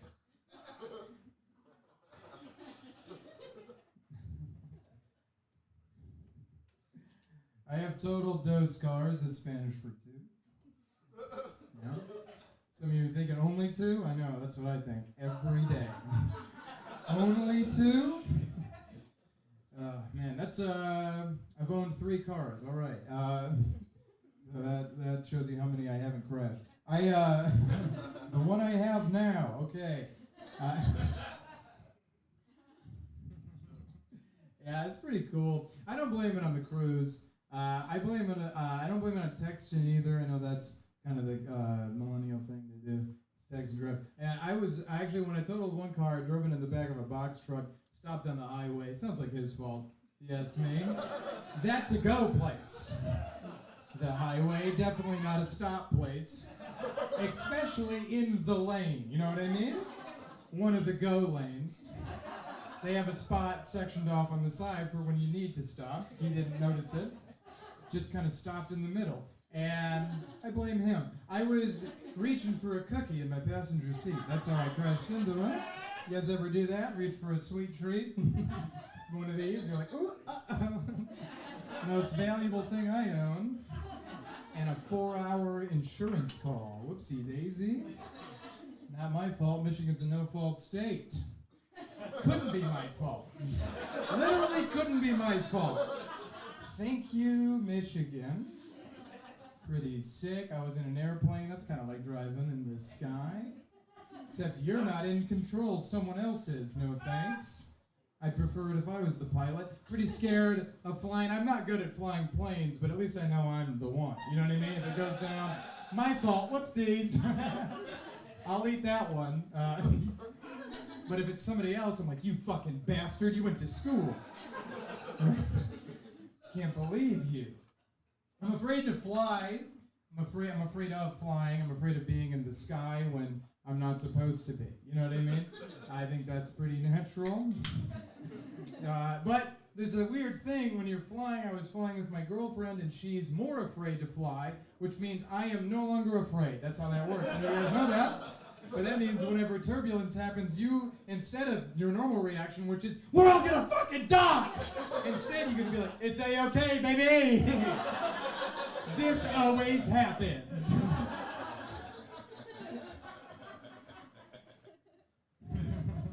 I flew budget. I flew a Frontier. You guys ever flew Frontier Airlines? You're nodding. You know, they don't get the TVs. I didn't know. I've only ever flown United and Delta. They got the TVs. Turns out that's not standard. Turns out that you can just put normal chairs in there. Turns out you can put school chairs in there. That's what Frontier did, is they put school chairs in the plane. No seatbelt, so like if it goes down, it goes down. Plane was $1,600, bro. Not our fault. Dasani was $2.99 on the plane. That's pretty funny. They didn't even spring for 20 ounces, by the way. Pretty upsetting, and the plane didn't have first class, which I was upset about, but I also don't understand first class, so I was kind of conflicted. I don't understand first class because it's in the front of the plane, which is definitely where the plane crashes. You know what I mean? Put that in the back, right? I don't get it. I don't understand first class. It comes with leg room. Okay, maybe a parachute. That's what it should come with. A parachute and a special flight attendant that sits directly next to you and tells you, whoops, so sorry, when the plane starts crashing. That's it. That's all first class is. It's just somebody in a cool dress going, uh-oh, we didn't think this would happen, honestly. Honestly, when we took off, we didn't see this coming. All right. I've been thinking a lot about dumb shit. I'm a pretty dumb guy. You guys do mushrooms? Yeah. Any of you guys do psychedelics? Yeah! All right. Nice. I love psychedelics. I'm not smart enough to do mushrooms or acid because you're supposed to have like an epiphany. I don't know, you guys know that? That's what you're supposed to happen. I've listened to Joe Rogan. You're supposed to have an epiphany when you do psychedelics. That never happened. To me, brain doesn't operate like that. I just laughed for an hour about how a table was over there, you know? And then laughed even harder when I realized, oh my God, what if it was so far over there that it was over here? Oh my God, the earth is round, right? One of those thoughts. It's a good joke, I know I wrote it, so it's pretty good. I've literally never told a bad joke in my life. Literally never, so if the rest of this joke bombs, that's on you. It's not my fault. It's pretty cool. I used to have a bit of a drug problem before I get out of here. That's very good. I'd open up for a second. I've been all laughs. Figured I'd tell you something about me. No, I'm even afraid of psychedelics because I have a bit of a paranoia problem. All right, we'll just hold it. Bit of a paranoia problem. Like when I do psychedelics, you're supposed to get in a good space until you have a good trip. That's bullshit, by the way. I've gone into every single psychedelic trip, paranoid as fuck that I was gonna die. Had a great time. So they're liars, is what they're trying to make you more scared. Just be as scared as possible and hope for the best. You know what I'm talking about? That's what you do. I'm so scared. In fact, my roommate and a friend did mushrooms recently. And I was terrified for them. And then I got home, and I was like, how's the trip going? And they're like, we're not even high. And I went, oh, thank God. Oh, my God, thank God. That could have been so bad if it worked. Right, but I used to have a problem. I even had to stop smoking weed. I was having too much fun. You know what I'm talking about? I had to stop smoking weed. That's how much fun I was having. One of the most recent times I got high, I was in New York City. I was in Williamsburg, which is like if Brooklyn was even somehow more insufferable. You know what I'm talking about? It's a real bad shit. The street, it's all the same thing in New York. And we were just outside. We were on the cement. And and so he's going to hit this joint, and I was like, fucking, I love weed. That's what you say. And I hit it, and it wasn't just weed. And so I started having a panic attack, and then I got so high that I went blind. And I don't know if you guys have ever got so high you went blind before. I don't know if have you guys ever been blind? It's real bad when you're not usually. It's really bad when that's not where you usually are. Because when you can see and then can't, it's fucking no thanks, actually. It's actually no thanks. I'd rather not have this happen. But then I got my sight back and had a Philly cheesesteak. Thanks so much, everybody.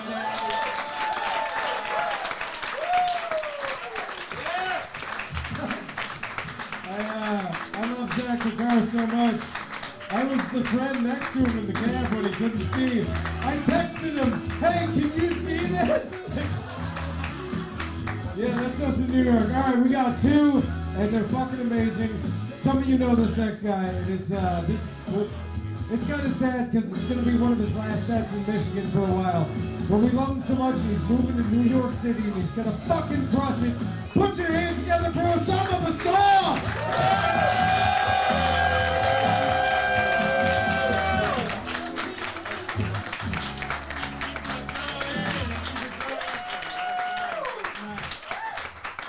Thank you.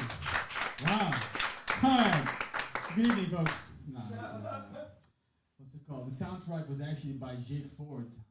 You can buy. It's not a fucking joke. It's true. Support the local artist. It's actually his song Rust. So check it out on all social media. Get it for Jake Ford all the time.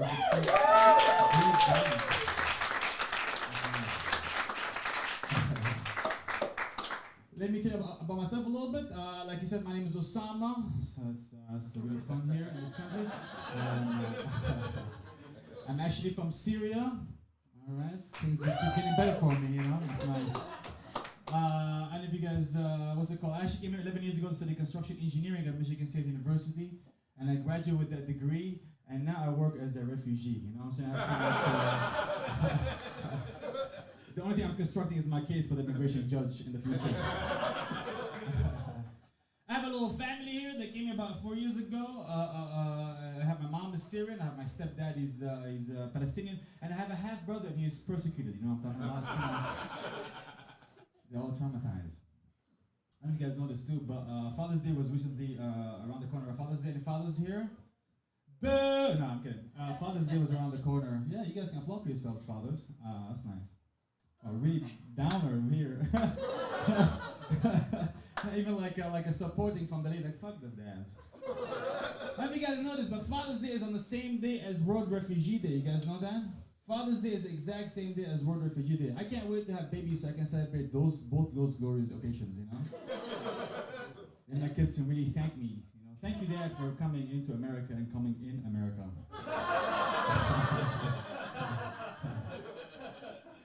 Speaking of things that don't really matter, it was passed in April. This year was passed nationally. It's gonna be April is gonna be Arab Heritage Month. You guys knew that? Arab Heritage Month. Yeah, let's see. That's the kind of shit that Americans do to us, you know. They give us free stuff they don't own, like calendar days. You know what I'm saying? Like, sorry for all the infrastructure problems. Here's for Mondays for your fucking sorrows, you know. Like, dude, if you want to pay me back, how about some free gas? How about that shit, you know? That'd be cool, you know? It's my gas. You know, $3 for you, fucking $0 for me, that'd be cool. That's what's up. I want to say this real quick, you know, it's a little thing I noticed. I don't like how white women gentrify the Ford Bronco. See, that joke either lands or it doesn't fucking land. I'm gonna explain it to you guys.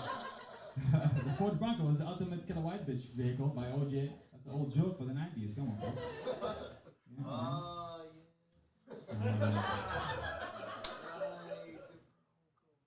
hell yeah. That is my set. I got my work permit last April in the middle of the pandemic, thanks to Mr. Trump. I appreciate the president. He's still my president. I don't know about you guys. He's still my president. I love Trump. He's an awesome guy, you know. Yeah, I don't care if he doesn't like that, you know. And Obama was stronger than Trump. Fucking yeah, less Arabs and I'm working more. Like hell yeah, Trump. I love you, man. You know. I know he hates the Arabs, but you know who also hates the Arabs? The fucking Arabs. You know what I'm talking about? Like I hate me more than I hate you guys. You know what I'm saying? But I got my work permits recently, and only for 2 years, which is cool. It's fine. I ran one down. It's not been good at all. But I went to get some beer, and I went to the beer shop, to the liquor store. I went and I gave the guy, I forgot my ID, my license. I gave the guy my work permit. And he looked at me very suspiciously. He grabbed a book from under the counter and looked at fake IDs that are possible. And I had to look at him and ask him, is that what the young kids are into these days? You know? That's how far they're taking it, you know? Faking work permits under the alias Osama Basal to get some liquor.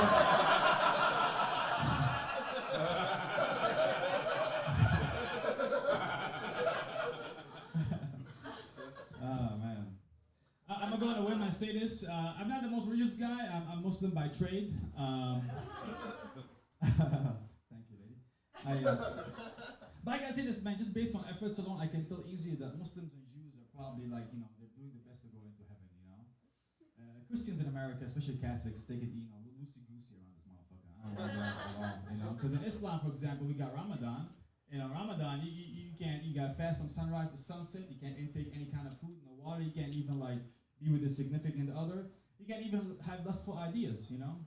So you can't even touch a fat ass or think about a fat ass. It's crazy, you know? And then fucking, you know, Catholics come with their like little like, you know, Lent stuff, you know?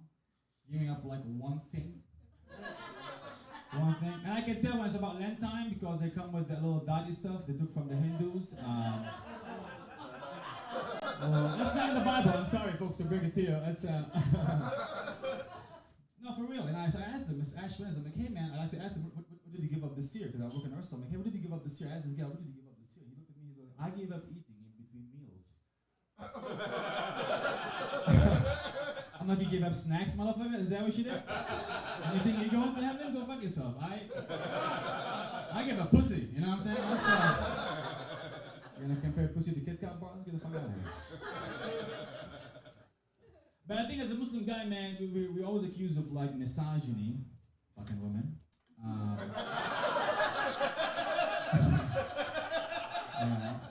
Which kind of, you know, hold me back from like being creative and innovative the way I like to be, you know. Like about a year ago, this Muslim girl came up with the Muslim emojis. You know, you guys are familiar with the emojis, but they got the Muslim emojis, basically all the female, all the girl emojis, but wearing the veil, you know. And people were hailing as a goddamn innovative genius. And I was like, you know what, that's fucking bullshit. I thought of the same thing before her when I was high as shit on my couch. Like a true Muslim, you know? I just couldn't be the one suggesting it, you know? You can't be an Arab Muslim man saying like, you know what, all those female emojis need to cover the fuck up, you know?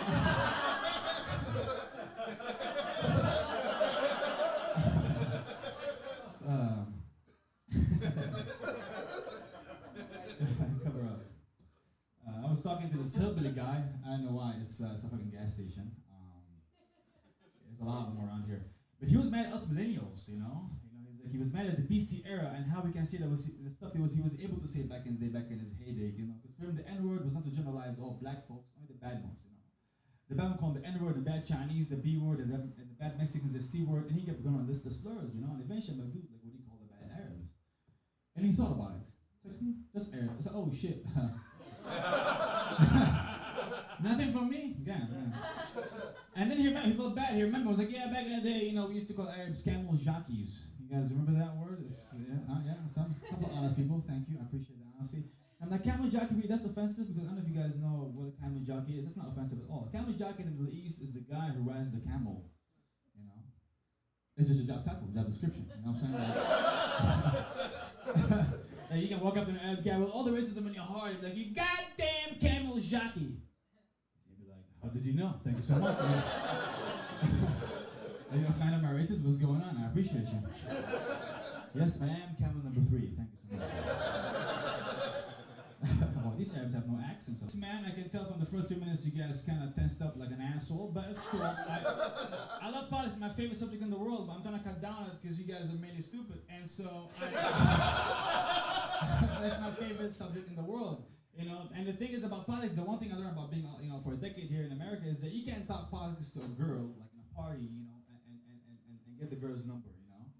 You know, that's not like, why are you talking about Hamas? Because that doesn't turn you on, you know, that doesn't, you know. You know, I was crushing it back home with my political knowledge. Here, I'm eating shit all the fucking time, you know? And ladies, I tell you what, if you talk politics to me as a girl, I'll eat you out, you know? You're welcome. You know? I'll eat you out anyways, but but if you talk politics, I do it with more vigor, you know what I'm saying? I do it like I'm looking for Gaddafi kind of thing. I do it like a real camel jockey, you know what I'm saying? That's what's up.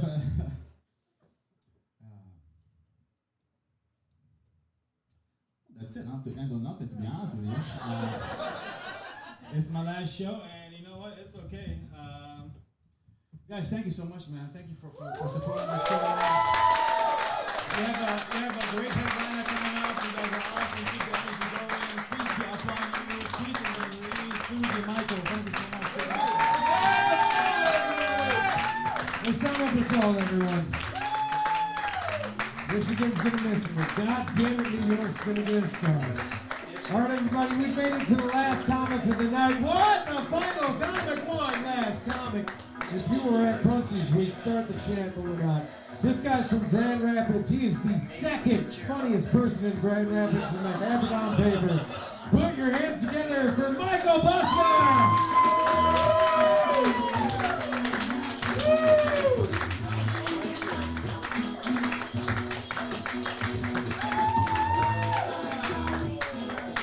Goodness, you guys. I'm sick of poor people, huh? I'm obviously poor. Doesn't mean everybody I know has to be poor. With that, you know? Well, everybody I know has the same shitty car, their houses suck, our cars are all loud, all our yards have chip bags all over them. Where are these chip bags coming from, dude?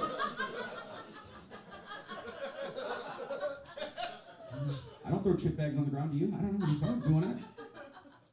You ever tried to plan something out with other poor people? Shut it down, dude, fuck that.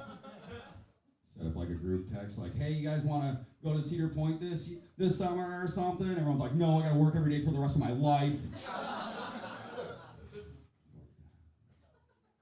I've always been poor. I'm not going to escape it. My high school reunion, my 10-year high school reunion didn't happen because it cost $20. Everyone's like, oh, you just got that kind of money to be throwing around? $20? I was bummed because I had a lot of bits planned for my high school reunion. You know how like people like, you know, they try to make their lives seem better at their high school reunion. I was just going to lean into being bad.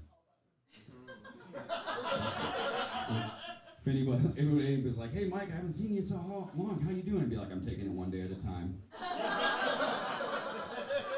Just be vague about it, you know? If anything funny happens, I'll be like, it feels so good to laugh again.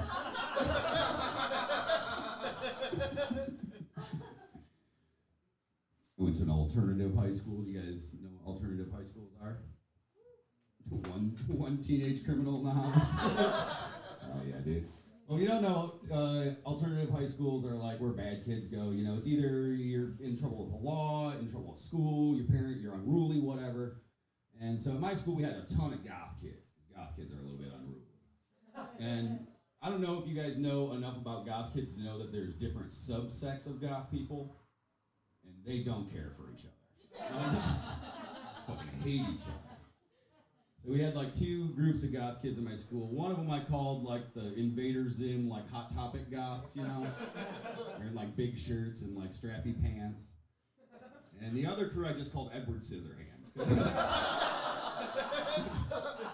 Had like the Cure hair, you know what I'm talking about?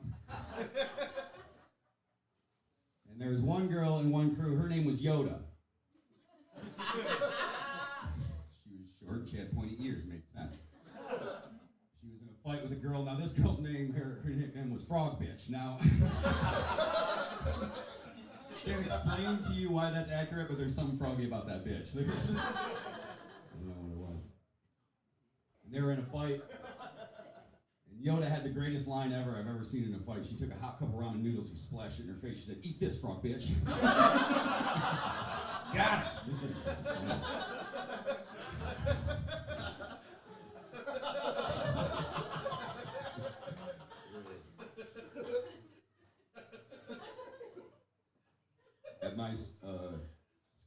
smoking section. That's where the fight went down.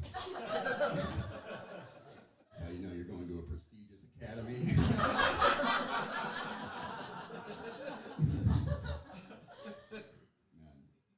So in the smoking section, we obviously all smoke weed. Where else are you gonna smoke weed?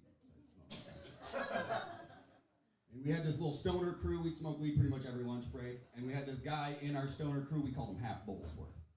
Now, we called him Half Bullsworth because every time you asked him to throw down on the blunt, he'd be like, I can't, I only got a half Bullsworth.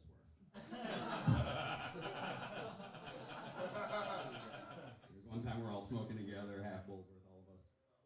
And there's this couple, they're doing what's called shotgunning weed. I don't know if you guys know what that is. That's when you take a hit of weed and you put your lips on the other person's lips and you blow the hit into their mouth. And, you know, it's pretty intimate. You do it with someone that you're dating, at least attracted to, you know? And so they're doing it, we're treating them like that, like they're kissing or something. We're like, oh, you know, we're heckling, like, oh, get out of here with that shotgun and say, go get a room, you know? And then Half Bullsworth pipes up and he's like, no, dude, shotgunning's super awesome, man. Me and my dad do that.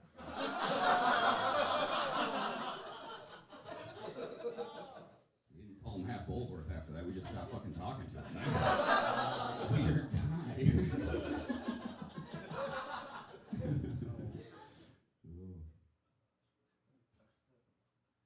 Where my vapors at?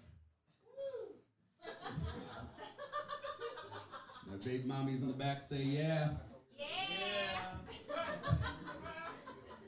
What happened to vaping, dude? People used to vape. Not anymore, just Jake now.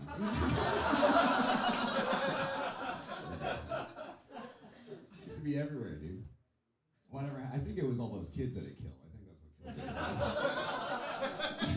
That's what happened to vaping. That was weird. In like the course of like a month, it turned into the worst thing that you could do. They banned like all the flavored vapes and the jewel pods and all that stuff. I had been smoking my whole life. I never felt like it was the healthier option until then, you know?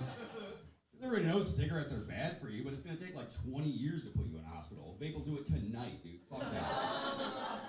I can smoke all my cigarettes. I'll smoke 2 cigarettes at once. I'll be fine. I'm not gonna go jogging in the morning, but I guess I'm probably not going to anyway. So I was feeling high and mighty about the vape thing, you know? I was like, fuck you vapors. And then I read an article. And it was like, it's not these flavored nicotine vapes, it's not the jewel pods that's sending kids to the hospital. What it is these black market, illegal THC vapes. And I was like, fuck, that's the only thing I've ever vaped.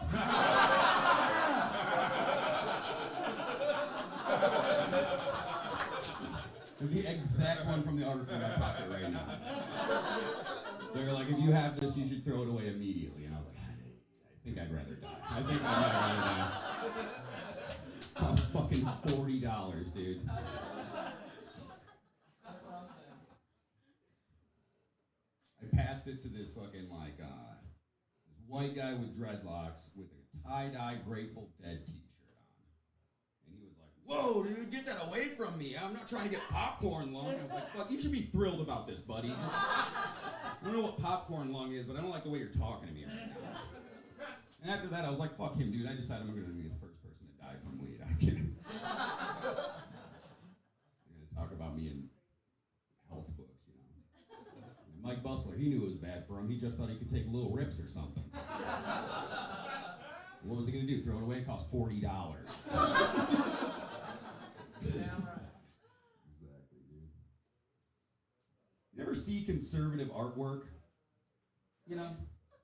I don't see a lot of it. I know you guys are thinking of the George Bush thing. No, that was just so he wouldn't be a war criminal. I'm talking, when you go downtown and you see a mural painted, it's largely going to be liberal.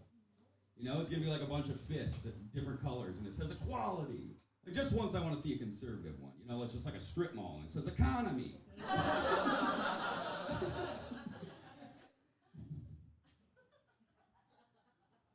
Jealous of Jehovah's Witnesses. I am, because I know I'll never believe in something that strong. They really believe in that shit, you know? I've never read a book and been like, I should tell the neighbors about this. No. I'm not bothering my neighbors for anything, dude. Their house could be on fire. I'd be like, they probably know about it.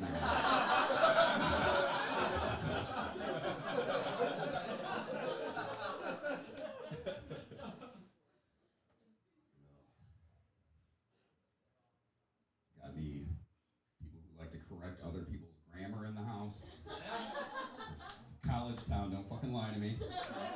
As soon as I post on Facebook, you guys are after me.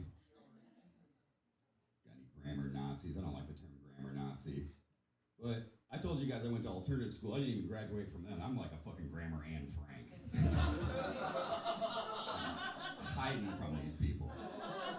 I'll make a post and I'll have no idea what's wrong with it, but I know something's wrong with it. It's like, just fuck it, I guess it's not that funny. Last time it happened to me, I used the wrong instance of the word your. And this lady always corrected me, and I was like, I get it, you're smarter than me, okay? What do you want me to say? And she's like, no, I'm not trying to say that I'm smarter than you. I'm saying that you need to use proper grammar and spelling so people could understand you clearly. Not at all, dude. Not at all. Not with your and their. You know why? It's because we have 3 ways to pronounce the word there, and we have, sorry, you get it. 3 ways to write it, but 1 way to pronounce it. You get what I'm saying? If it mattered, there'd be 3 ways to pronounce it. When I say your drink is right there, y'all know what I'm talking about. That's how English works. Nobody thinks I just said your drink is right there. If I posted it on Facebook, y'all would have corrected me. I would argue that proper grammar and spelling makes things harder to understand, especially when you're young and you're learning. I was playing the game GoldenEye for the Nintendo 64. Do you guys remember that? Long time ago. I was a young kid. There's a mission in GoldenEye that's just called Rendezvous. Now, I don't know if you guys are familiar with the way that rendezvous is spelled, but there's a Z in there. I don't know why. And when you're young, they tell you to sound it out. I sounded it out. And I had also never seen a James Bond movie, so I thought that there was a Bond villain named Rensvaus.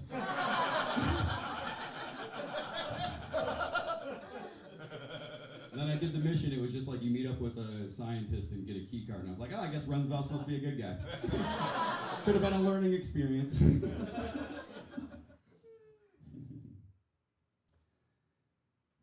Give it up for everybody that you've seen tonight. You guys have been nice. You guys have done a great show. Very good show. I don't say that just to pander. I don't say that just to pander because the last show I did with Louie and Alaina was in the top 5 worst shows. Yeah, she's laughing already. These are the worst shows I've ever done in my life. It's in Houghton, Michigan. I guess I could have predicted that. And Louis goes up and they're giving him the fucking business, dude. Now, Louis is a pretty good comedian. I'm like, fuck, man, this is going to be rough. And he says, he's like starting to do a setup of a joke, and he says, I'm from Howell, Michigan. That's obviously just the first sentence. There's going to be a bunch after it. And then the guy over there goes, well, I'm from Howell. And then he goes, my sister's from Howell. And I was like, I work in Howell. I was like, this is not a group chat. What is going on here? What the fuck is happening? And there's a blind guy up front who will not stop doing this. He's just taught everything you say, he says back. So he's like, oh yeah, I know about that. And I was like, what the fuck? Stop. And Louis, they just put both of them on the fucking ringer. And at this point, I was like, I don't know what I'm gonna do. I have no plan. My plan is I tell Louis right before I get up, it's like, all I got is I'm gonna do my quickest jokes. I'm gonna try to hit them just as fast as possible. And I'm gonna try to shut down crowd work just immediately, just not let it happen. 3 minutes and 30 seconds into the bit, I asked the blind guy if he went blind from getting cum in his eye. Now,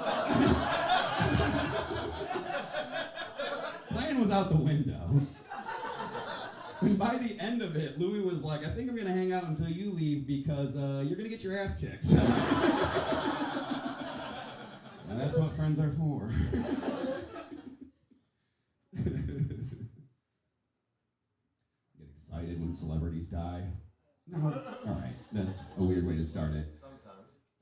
I'm not, it's not that I don't like them or I want them to die, but when one of them dies, I like it because I can go up to somebody else and I'd be like, whoa, did you hear that this person died? And they're like, that's crazy, and then you feel good about yourself because you said something interesting, you know? The internet ruined that for me. Can't do it anymore. The last time I did it to a satisfactory amount was when Michael Jackson died. That was in 2010. Now, the internet existed then, but nobody had it all on their phones. So I was just on my PC looking at it home, and I was like, holy shit, Michael Jackson died. So I just started calling people. I was like, did you hear Michael Jackson died? And they're like, no, that's crazy. I'm like, yeah, shut up, I got more people to call. Let's just keep going. And then a couple years later, smartphones new at this time, Whitney Houston died. And I was working at a bowling alley, I was on a smoke break, and I see on my phone, I was like, holy shit, Whitney Houston died. I'm gonna go tell everybody, like, I can't wait, oh, Whitney Houston. And as soon as I put my cigarette out, go walk into the bowling alley, there's a guy with a rolled up newspaper going, Whitney Houston has died! Whitney Houston has died! Everyone going up to him, like, what happened? He's like, I don't know, I saw it on my phone. I want to be that guy. I want to be that guy. Now cut to early 2019, I believe it was, maybe 2020. I'm at a Magic the Gathering tournament. Now this is one of the few places that nobody's ever looking at their phone, vested in what's going on. But what sometimes happens in a Magic the Gathering tournament is that there's an odd amount of people, so there's one person who's not playing and they are just looking at their phone. And so about half an hour into the match, we're all concentrating, and the guy who was just sitting there looking at his phone, he calls out to all of us. He goes, hey, do you guys like basketball? And then one of his friends goes, you're at a Magic the Gathering tournament, dude. We all start laughing, high-fiving. Yeah, fuck you, dude, we hate basketball. And then he doesn't say anything else. Another half hour goes by, and then match ends, and I look at my phone, and I see the first thing is Kobe Bryant had died. And I was like, was that what he was going to tell us? Why did he start with, do you guys like basketball? What? It'd be like when Michael Jordan dies, be like, hey, have any of you guys seen the movie Space Jam? No? Okay, never mind.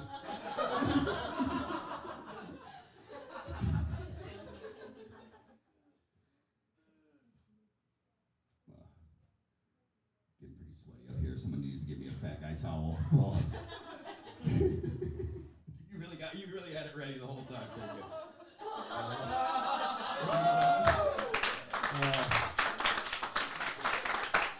Give it up for the one and only Seth MacFarlane, creator of Family Guy. Still recovering from that Cleveland show. I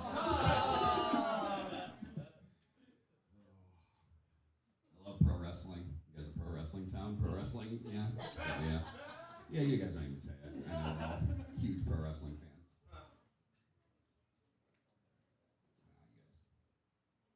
You guys might need to know this about pro wrestling. Everybody who likes pro wrestling has like a dream match, you know, and it's kind of stupid. They like sit around talking about like, oh, I'd like to see like Ric Flair versus The Rock, you know. Oh, wouldn't that be cool? It's like, shit, I don't care. I mostly don't care because my favorite dream match, my dream match has been the same since I was a child. I've been watching wrestling since I was 1997. The dream match has always been the same. It's Hulk Hogan versus my stupid ass stepdad.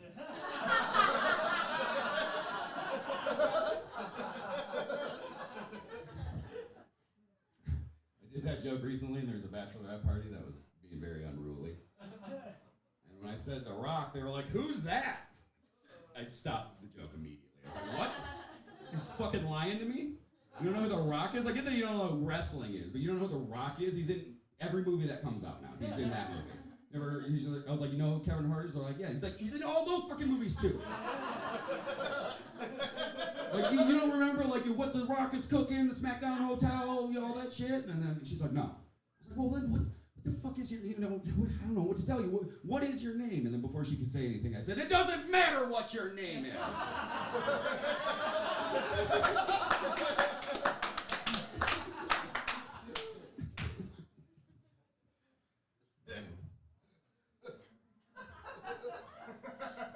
My ex-girlfriend didn't like wrestling. As most ex-girlfriends do. We lived in a... means it's open. One bedroom means it's basically open, but then there's a door.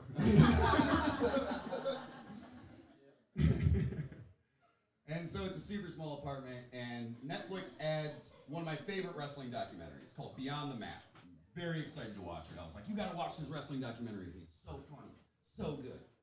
Crazy stuff happens in this. And she's like, I don't want to watch this. And she goes in the room, she's like looking at her phone or whatever.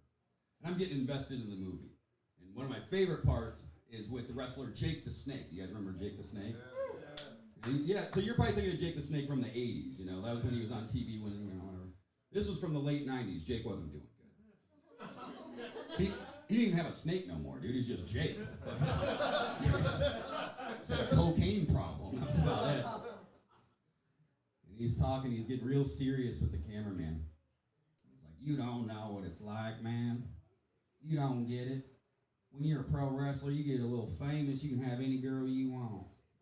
You get a little more famous, you get on TV, you can have two girls at the same time. You start making millions, you can have 3 girls at the same time. 3 girls with toys, and you're in the corner just watching. Weirder and weirder. When you go home, you try to make love to your wife, ain't no way. I think that's the funniest thing I've ever heard. You're blaming your wife for you being a fucking idiot. So I busted in the room with my girlfriend. I was like, "You want to hear this funny thing?" She appreciates my sense of humor. She's like, "Yeah." And I do the whole thing. "You're out on the road." You know?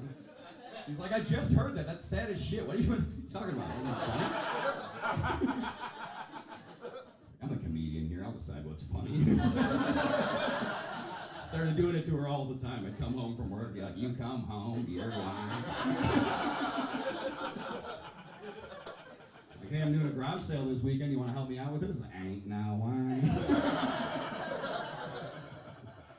All right, you guys, my name is Dane Cook. Give it up for the Salsa Boys one more time.